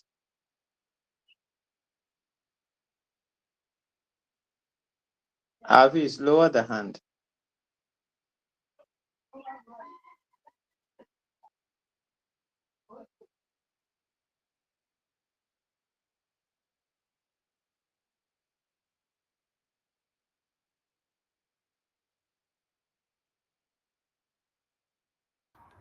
Hello, sir. Hello. Proceed. Please, Yes, can you please. see Mr. the Farhan, we can be heard. Please proceed. Yes, your screen can be seen, please. Please proceed. Good afternoon, members. Sorry for the delay. Our presentation is on types of curriculum evaluation. Our main focus is based on the institutional evaluation. So for us to understand what institutional evaluation is, every school or college functions as an institution. And like any system, it needs regular evaluation to see how well it is performing. So institutional evaluation means assessing how well a school, college, or training center achieves its goals through its management, teaching, learning, and facilities or infrastructures. So how they achieve all those kind of things. This helps identify what works, what needs improvement, and how resources can be better used. So under the institutional evaluation, we have two main types. We have the system evaluation and course evaluation. So when we come to the system evaluation, it focuses on the entire institutional system or program. It examines teaching strategies, materials, resources, and administrations. It evaluates student enrollment, progress, and performance. We have an example under the system evaluation. So when we take UCC, for instance, UCC reviews its Switch 3.1 ICT programs. They review it. They check the number of courses, student equipment quality, and teacher competence before they can involve these people in the program. So they analyze costs and benefits to determine efficiency. That is it cost efficient? Is it able to produce the digital learners as expected? So they check all those kind of things before they go into the system. So when we come to the course evaluation, that one focuses on ICT course, singly on ICT course. That's curriculum in ICT. Let's say, we are doing curriculum in ICT. So this one focuses singly on the ICT course. So it aims to improve teaching and learning quality. That's what it does. It includes formative and summative evaluations. So under the formative evaluation example, we have, whilst teachers are teaching during the course of development, the teacher asks questions to know how best the students or the people understand what the teacher is doing. And we have students who give feedback to show understanding or clarity of the unfolding topics. The topics that is being discussed. So course materials, methods, or strategies are improved before full implementation. When they give their feedback on how the thing is, they make sure that they improve everything before they implement it. Under the summative tool, evaluation happens after course ends. The next one is feedback is collected from students and teachers. Example, in the form of a course or teacher appraiser. They give appraiser to students to know where the thing is going. The next is finding guide future improvements. Example, mode of course delivery or tools or etc. They are plenty. So let's focus on this. So system versus course evaluation. The different the similarities and difference between them. When it comes to system evaluation, it deals with the whole institution or program when it comes to the system evaluation.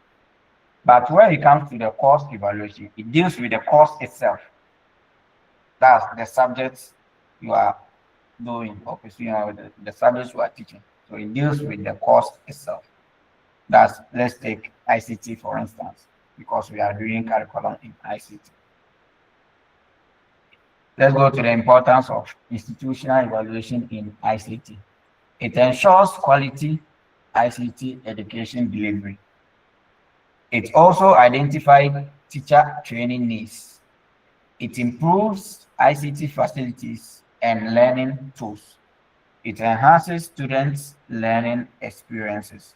It also promotes accountability and transparency. This is a closing message.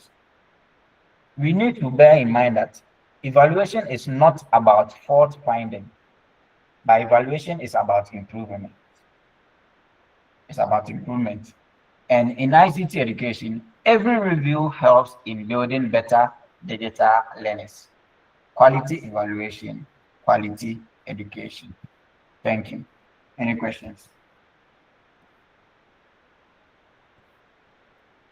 All right, thank you too. If there are questions, colleagues, you can ask them.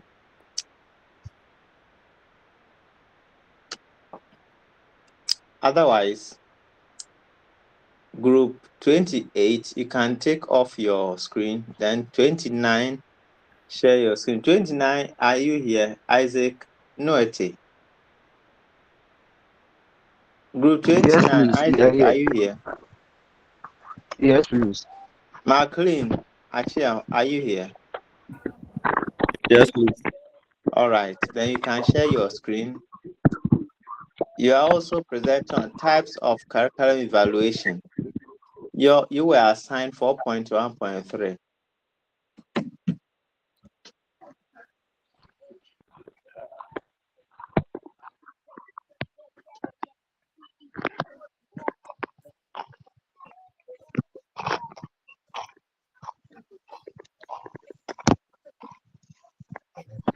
Four point 1.3 is on program evaluation. Let's hear you. Okay. Please, can you see my screen?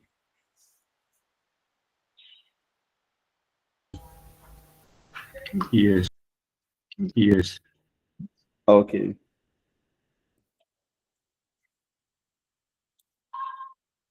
Okay. Please, good afternoon, everyone. My name is Odro McLean Echan. Together with my colleague, Noete Isaac, we are presenting program evaluation, which is also under types of curriculum evaluation in ICT. And to start with, we have to know what ICT program evaluation means. We are saying that program evaluation is a systematic process that assesses the effectiveness and efficiency of an ICT program.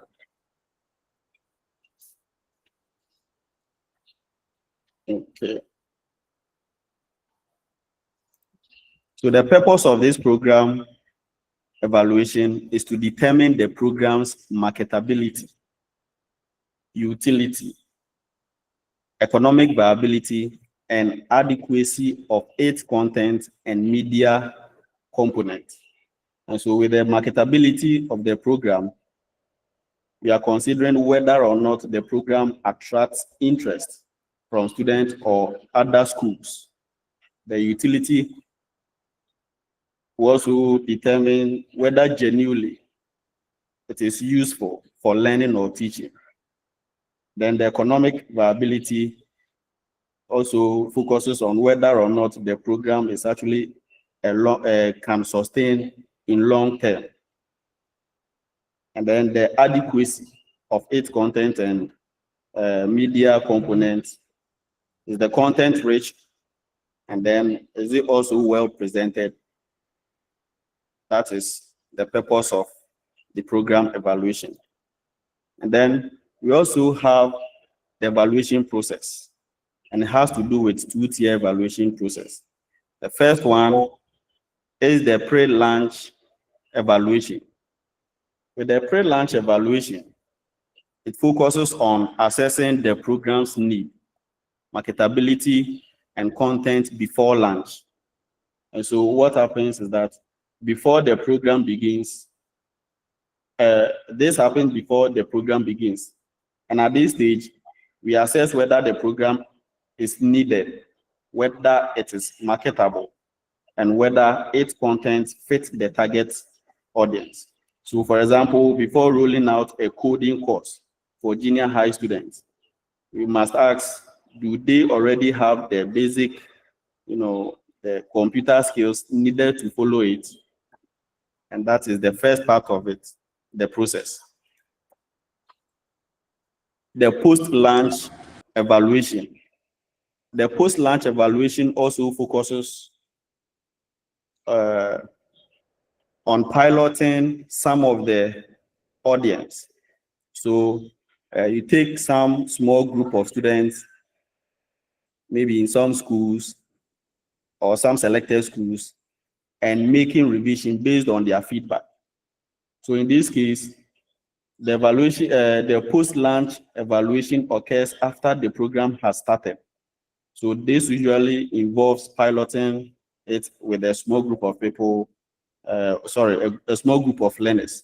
So for instance, we might test the program in 2 or 3 classes, collect feedback, and then refine it based on the students' and teachers' experiences.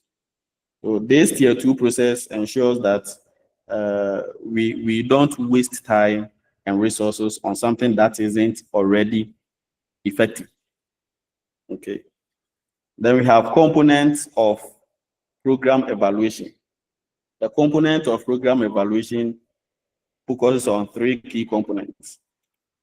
And then the first one has to do with the planning, the evaluation of planning, assessing the program's planning, including need, marketability, utility, economic viability, and then the content. So in this case, it focuses on how well the program was designed. Was there a clear need identified? Were the goals realistic? Did the planners consider the market and then the learners in context? So that one actually shapes the program itself. So the planning is one of the major key components. The second one is the evaluation of materials. Evaluating the program's materials, including content adequacy, the language, and then the media utilization. Here, we assess the actual teaching and learning materials. Is the content accurate and adequate? Is the language suitable for the learners at the suitable for learners level? Are the media tools that were used, like the videos, the slides, or the simulations, very useful and effective? So in this part of the component, that's where it focuses. And then the evaluation of support services, assessing the program's support services, including tutoring, classroom interactions, and assessment. So this one, it includes all this. So even if a material is great, poor teacher support or weak feedback systems can reduce the overall effectiveness. And so, for instance, if an online course with a good video, if there is an online course with a good video, but do not have tutor support, it may reduce or fail to keep students engaged.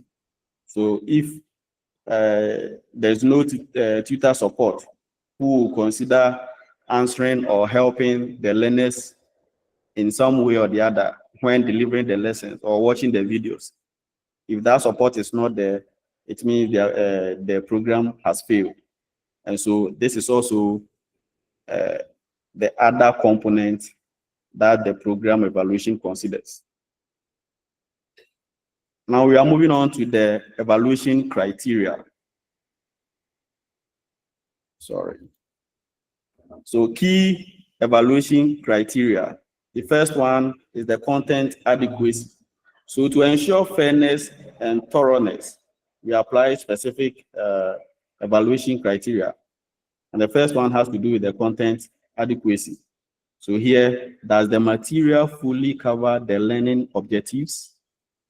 That is the content adequacy.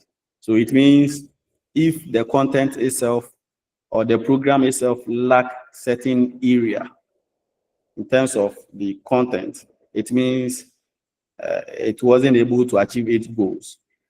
Then we have the language. Is the language clear, simple, and age appropriate? We have the media utilization. Are the technological tools like the videos or the simulations very useful. If not, maybe there may be instances where, okay, they can project or provide videos, but then they are just there for decoration purposes.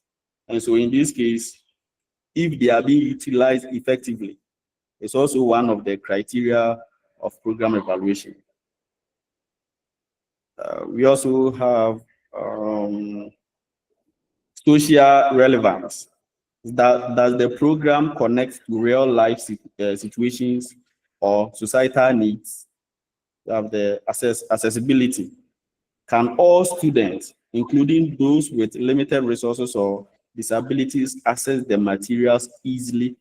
So all these are some of the criteria that are considered when evaluating program, the ICT program in this context. Now we move on to the benefit of program evaluation.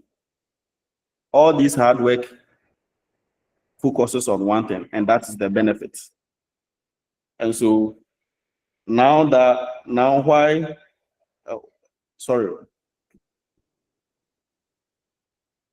because the benefits are significant, that's why the program evaluation is needed. And so the first one, let me see, improved program effectiveness. It leads to improved program effectiveness by identifying what works and what doesn't. So here, because you are able to know what really works, that's what we are going to consider. And it is one of the benefits of the program evaluation. The second one is the efficient use of resources. So it ensures efficient use of resources, especially when budgeting or when you have limited budget. So since you know what to do, you know what works when you are budgeting, and even if you have limited budget, you know really what to consider in terms of implementation. The third one is enhanced learner outcomes. It helps produce better learner outcomes since the content and then the method are refined through evidence. Then finally, informed decision making. It supports informed decision making. That's where the evaluators, the administrators, can make choices based on data, not assumptions. All right, so in conclusion, by conducting program evaluation, educators and administrators can ensure that their ICT programs are effective, efficient, and meet the needs of learners. Thank you very much. This ends my presentation, sir. Welcome. Thank you too. So we'll go to group. Colleagues, if you have questions for them, you can ask. While waiting for questions, please take off the slides so that another group can share. Next is group 30. They are continuing types of curriculum evaluation, but theirs is focused on personnel evaluation, 4.1.4. So group 30, Precious, Sana, are you here? Yes, sir. Okay. Then Raphael. Okay. So let's hear what you have for us. This is Group 6. Good afternoon to us all. This is Group 6 presenting on types of curriculum evaluation, and we are continuing personnel evaluation as a type of curriculum evaluation. Now, when we take with this, we are defining curriculum. We are defining personnel evaluation as a type of curriculum evaluation first. We are going to know about how it is carried out, identify some issues or challenges associated with this method used for personnel evaluation, and some possible solutions that we can suggest. Okay, so when we are talking about personnel evaluation, who is a personnel?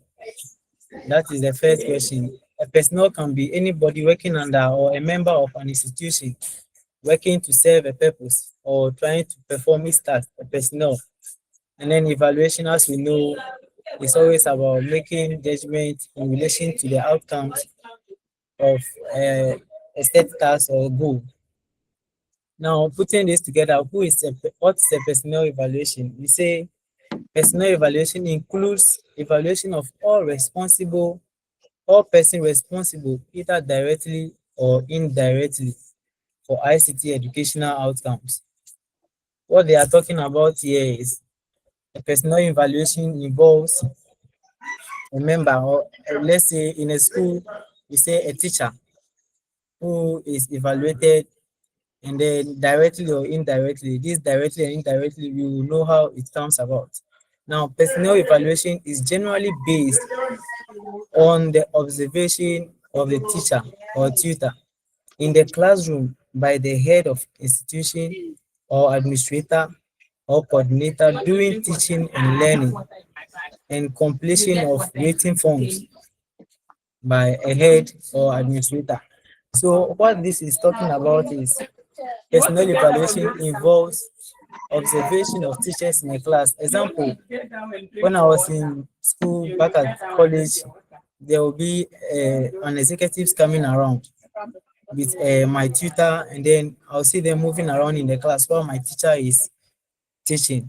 With time, they have some forms in their hands, and then as they teach, they tick some things on the form. Now, this personal evaluation also includes teaching and learning, how the teacher is teaching. The supervisor is there watching how the teacher is delivering instruction, how the teacher is making use of the materials, and how he's able to trigger some informations or answers from the children. So this personal evaluation is only based on the head or the supervisor, the executive that is choosing to come and supervise the tutor or the teacher. Another example too is when we have those during college teaching practice, when we were sent to macro teaching, we have students that are sent on the field, and then later on, after some time, whatever they observe, teachers come around to see how they use the materials, how really are they using the principles that is being taught in school. And with this, after that, they make some comments already, they mark the comments or the mistakes down, and then at the end of the lesson, they call us together and then they deliver what is expected to be known. Also, this observation also does not, the direct aspect of it is the supervisor is the one watching everything done by the teacher. The teacher, they are evaluating the teacher. So the supervisor is there to monitor how activities are done and how things are done by the teacher during teaching and learning. Now, the indirect aspect is after teaching, the supervisor goes around. Sometimes they have a form, a paper. Directly, they can give it to the student to fill some part if the student can read and write well. And another part too is they hold it, and then while they are interacting with the students, based on specific factors or some delivery instructions in the class. How is the material? How do you see the teaching? The materials used, do you understand? So based on the students' answers, the supervisor begins to tick those things on the form because he's answering questions based on the things on the form and what he's saying. After that, these are the indirect aspect of it. After that evaluation, and then they see the teacher and what's needed to be done, they do it. Now, after this personal evaluation, does it really measure the intended purpose? Is it really relevant? Because at the end of it, you see that small sample is taken. Now, they are saying the validity of the observation approach as typically used is sometimes questionable or on a number of dimensions, sorry. For example, the number of observations made per teacher is very small, and therefore a very small sample of behavior is observed. What they are talking about here is based on the method used or the observation method used. Should it only be the observation method that should be used to evaluate personnel? Because there are ways that when teachers are aware supervisors are coming to the school, the behavior that they use to trigger students' understanding and engagement in the class, they sometimes become furious and curious that they can't bring that kind of emotion for smooth teaching and learning. They develop fear sometimes for the supervisor. So the behavior that they need to put up, it changes. Sometimes what the teacher needs to use at that moment, because new person is around, that the person may be sometimes confused, the teacher may be sometimes confused on how to deliver the instruction. If you are in the ICT lab, for example, and we are delivering and the supervisor is there, if you don't know the supervisor, the teacher might at the same time will be confused. We just don't know how to deliver the information, because the ICT, we have ways to deliver a topic on the ICT in terms of using ICT tools. And then the teacher may be curious, am I doing the right thing? Am I doing this? At the same time, the actual behavior that is intended for that delivery of instruction is not there. So whatever the supervisor sees, he records. And at the end of the day, the teacher may sometimes say, because tension, because of this, that's why I'm not able to do this. But is the observation really the right method for this evaluation purpose? To me, there is really an evidence regarding the validity and reliability of personnel evaluation if a particular method or tools such as observation is used. Yes, when we are using only this method, observation, the validity is not there, because when the teacher leaves, the teacher becomes comfortable, the confidence comes back, and then some of the things he or she may be able to do it well in the absence of the supervisor. The reliability too is not there. Now the supervisor to the samples that are collected from that delivery, from whatever he sees and has noted, the samples that are collected is not enough, because it's just done within a short period of time. And the teacher will say that based on what I said or what I've done, the supervisor has concluded that this is all teachers have been doing. This is what teachers do when they get to this delivery of this topic, which shouldn't be like that. That is why they are saying there's really an evidence. There's evidence though, but the validity and the reliability of the information taken is not up to, it's not accurate. It's not accurate. Now, personal evaluation should involve data collections, should be involved with data collections from different places with variety of method for data collection. Fine. This one too, it means different strategies should be used for personal evaluation. That is a suggestion, because it shouldn't be only evaluation. The teacher can use interview, the teacher can use other methods, and then sometimes they should engage the teacher. What method is the teacher going to use? How is he going to deliver? Otherwise, if they just sit and then make decisions to deliver, sometimes the teacher may want to deliver outside the class, but the supervisor comes and says, I am not having time. I'm not having time. Let's do this in the class. Just wrap this up and let's wrap up. How? Because the learning starts from a process, start from a point for student understanding, get to say wrap it up. And then the actual information, you don't see it. Angry at the end of the lesson that this result is about. So of teachers and then data collection is for personal evaluation. Evaluation, we say is just evaluation on the teacher by the head or coordinator of teaching, the delivery of ICT tools or ICT educational outcomes. And we spoke about some of the how it is carried out. That is based on the observation, and the validity, that is some of the problems, is not consistent, or the reliability to is not accurate over there in some of the suggestions. And here comes to the end of our type of curriculum as personal evaluation. Thank you, sir. Thank you too. Now we move on to group 30. Group 31, are you here?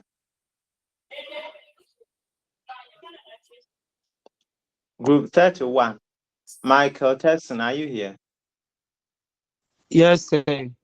Okay, so 31, share your screen quickly. Stages in curriculum evaluation process, 5.1 to 5.1.3. Yes, unfortunately for me, I have problem with my screen, but I've done the hard copy You of have the to, are you not two in the group? yeah, Are you but not two I in don't the know whether group? yes, I don't know whether my fellow mate is here. Master, why don't you know? Don't you have contacts of each other? Yes, You should have we talk, but communicated before this meeting. yes, we talk, but I've not heard from Master, him this prepare morning. yourself and come. Group 2. Okay. Group 32. Group 32. Caleb Akun. Yes, sir. Yes, and then Kwame Opoku. Kwame Opoku. Kwame Opoku. Caleb, did you hear from Kwame? Yes, sir. He was online. Okay, so are you ready to present? Yes, please. Stages in curriculum evaluation process. 31, you start. If you say you have problem with your device because of time, however you are presenting, let's hear you. Then 32, be on start, get your device ready. Immediately they finish, then you also share and continue. It's Okay. already 3:26. We have 4 minutes, so be very fast, each group.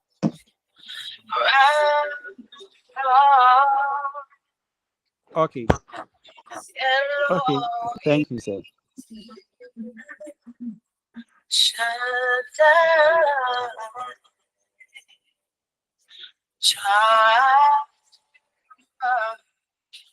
Hey, the one who is playing music in the background, please lower that music.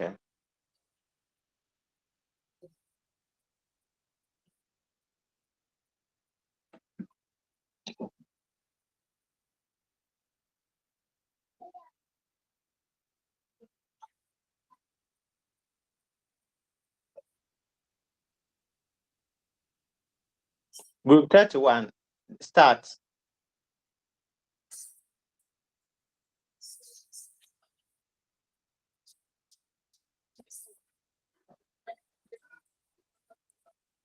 Michael Jackson. Say, I said start. okay. Okay, sorry. Okay, my group, we are going to talk about stages of evaluation process. There are stages in ICT curriculum evaluation process. By the end of the lesson, we will look at the 5 importance of stages involved in carrying out the actual curriculum evaluation in ICT. Then you will explain the 5 stages of curriculum evaluation.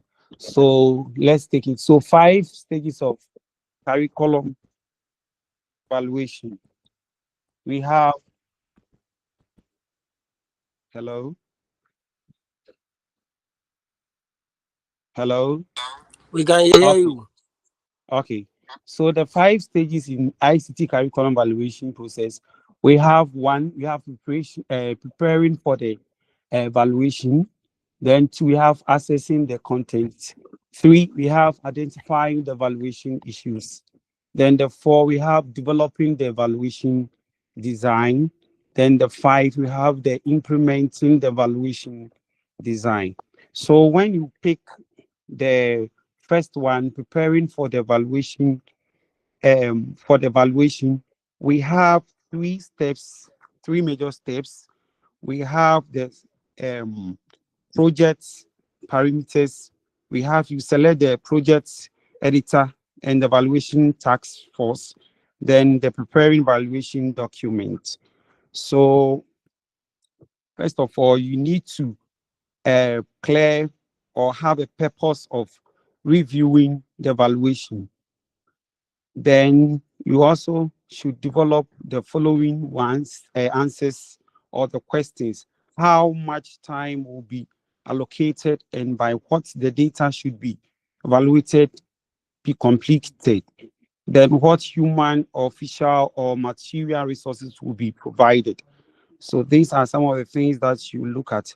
Now, you also have to look at the statement of the curriculum goals for the ICT field, the comprehensive description of the community and the student body. You also have to list all the inquiry courses in ICT with time allocations and brief description of each courses. So this one is under when you are preparing for the evaluation, you have to look at it. Now let's move on to the assessing the content. This one too is to this stage is obviously of what critical importance for outside valuator. So here is essential in district directed projects. So you look at that one, and this one enable the evaluator to identify both the select aspects of the educational environment that impinge on the ICT field of studies and the criteria needs of the learner. So this one too, you have to look at what significant aspects of the school direct impinge on ICT field of study, the size, leadership, organization structure, and the fiscal resources. Then you also look at what are the physical characteristics of school facility, the impinging on. Then you also look at special characteristics of the student body, the scholastic aptitude achievement, home background, ethics, identity, social and physical development. So all these are under assessing the content. Then when you move to the 3, identifying the evaluation issues, you also look at the sensitive to the special concern of the stakeholders and provide information needed. So you look at them and provide information needed, and you also look at the supported, the thoughts, the tests, and the learn curricula also. Then you also look at the training and the material necessary needed. So you look at all this. Now, when you move on to group, number 4, developing the evaluation design, you also look at the project director and the task force should be cooperatively develop the evaluation design. So here too, you look at the written ICT curriculum goals. So you look at the subject claim. You also look at you also look at the goals that was understood and purposely supported by parents, school administrators, classroom teacher, ICT teacher. You also look at the supported by the student. So all these are under developing the evaluation design. Then number 5 is implementing the evaluation process. It's okay. Now, You've gone beyond what you were assigned to work on. okay. You've exhausted what you were assigned, so you can end here. Thank you very much. Thank you, now, sir. Group 32. Group 32, share your screen and let's see what you have. You are continuing the stages in curriculum evaluation, starting from 5.1.4 to 5.1.5.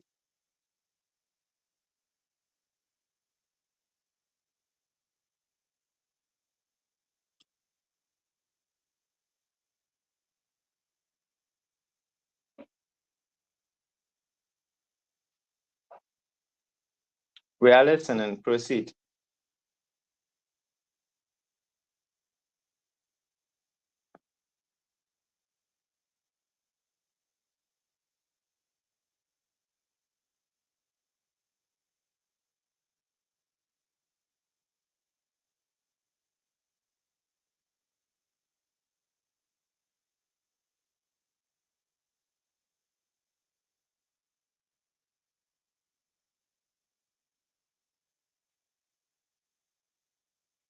If you are talking, we can't hear you. Probably your device is muted.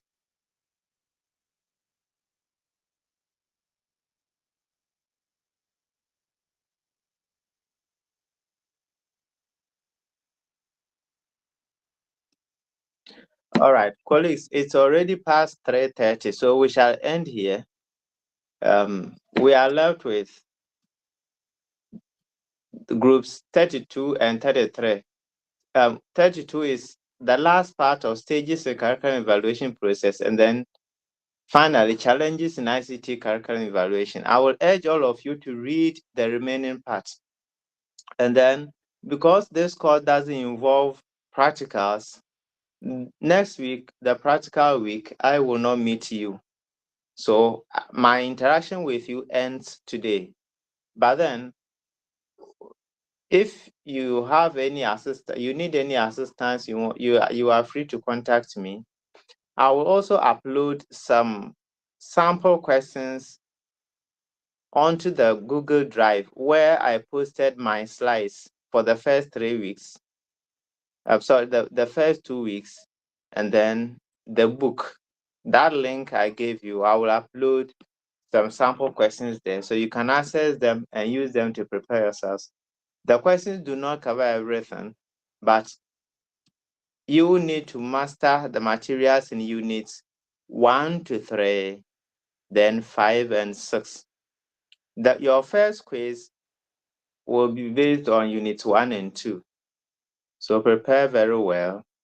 I wish you all the best in your examination. All right. So we Thank call you, it sir. a day. Well done. Okay. So as I said, I'm Yes, always sir. available. Anytime any of you wants to get in touch, you have my contact. We can Okay, talk. thank you, sir. Thank you. Welcome. Okay. Bye. Thank you, sir.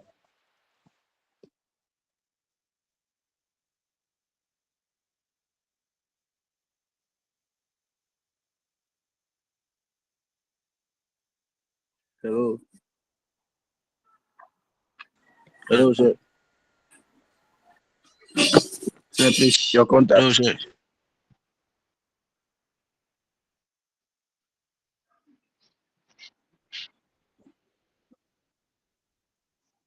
Hello, sir. Your contact.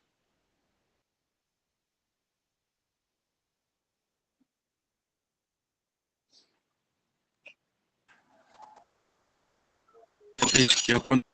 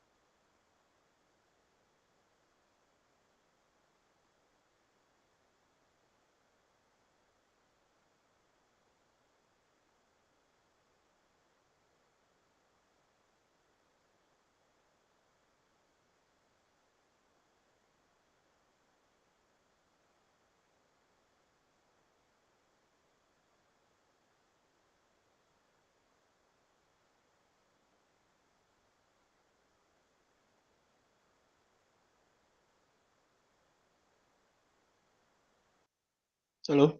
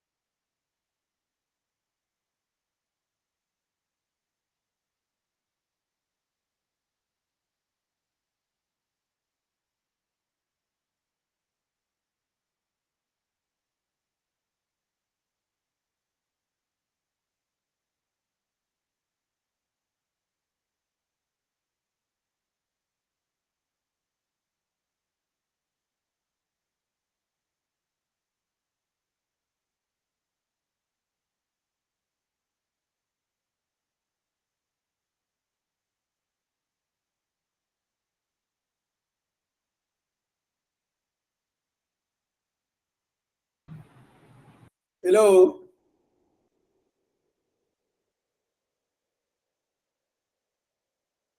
Is the class ended? Yeah, hello, what's up? Yeah, is the class ended? Hey, Clifford, are you there?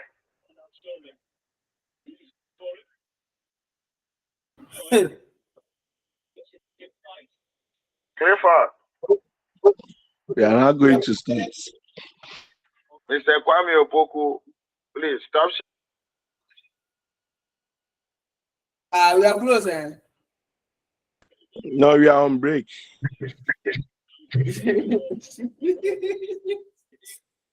Thank Mr. you, boss. Kwame Opoku,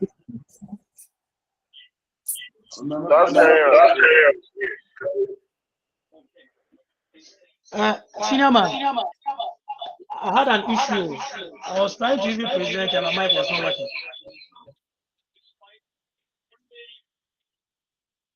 If we are closed, I don't know if you are holding my head.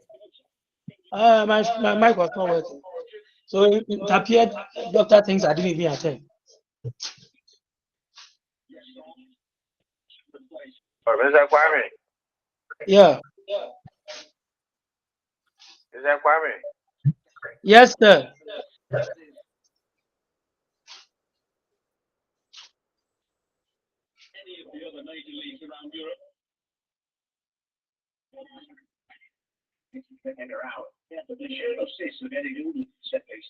Yeah, hello. Can you hear me now? Yeah. Oh, Charlie, the way I struggled so hard to do the presentation. My microphone wasn't working.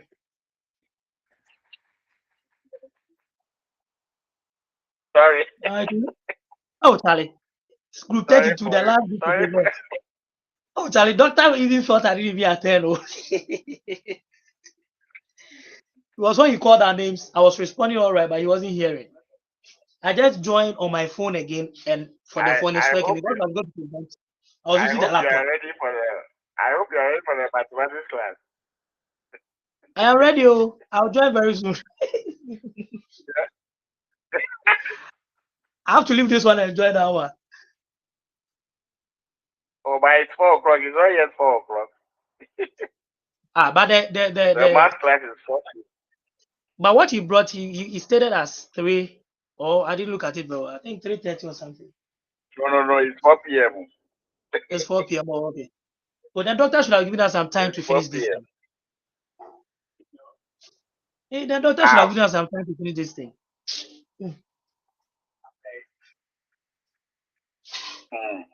Sorry I don't for even it. know what will happen to the two of us, the group 32 and 33. I don't know what he's going to do to us now.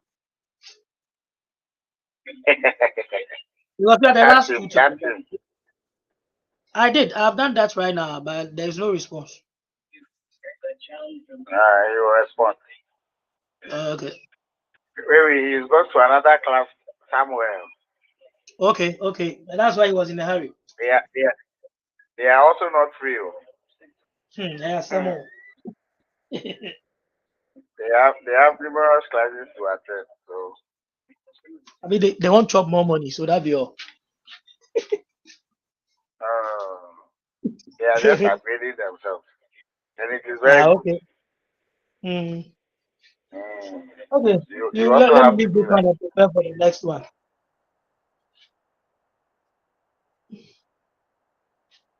So we'll meet on See you in the math class. Yeah, see you in the math class.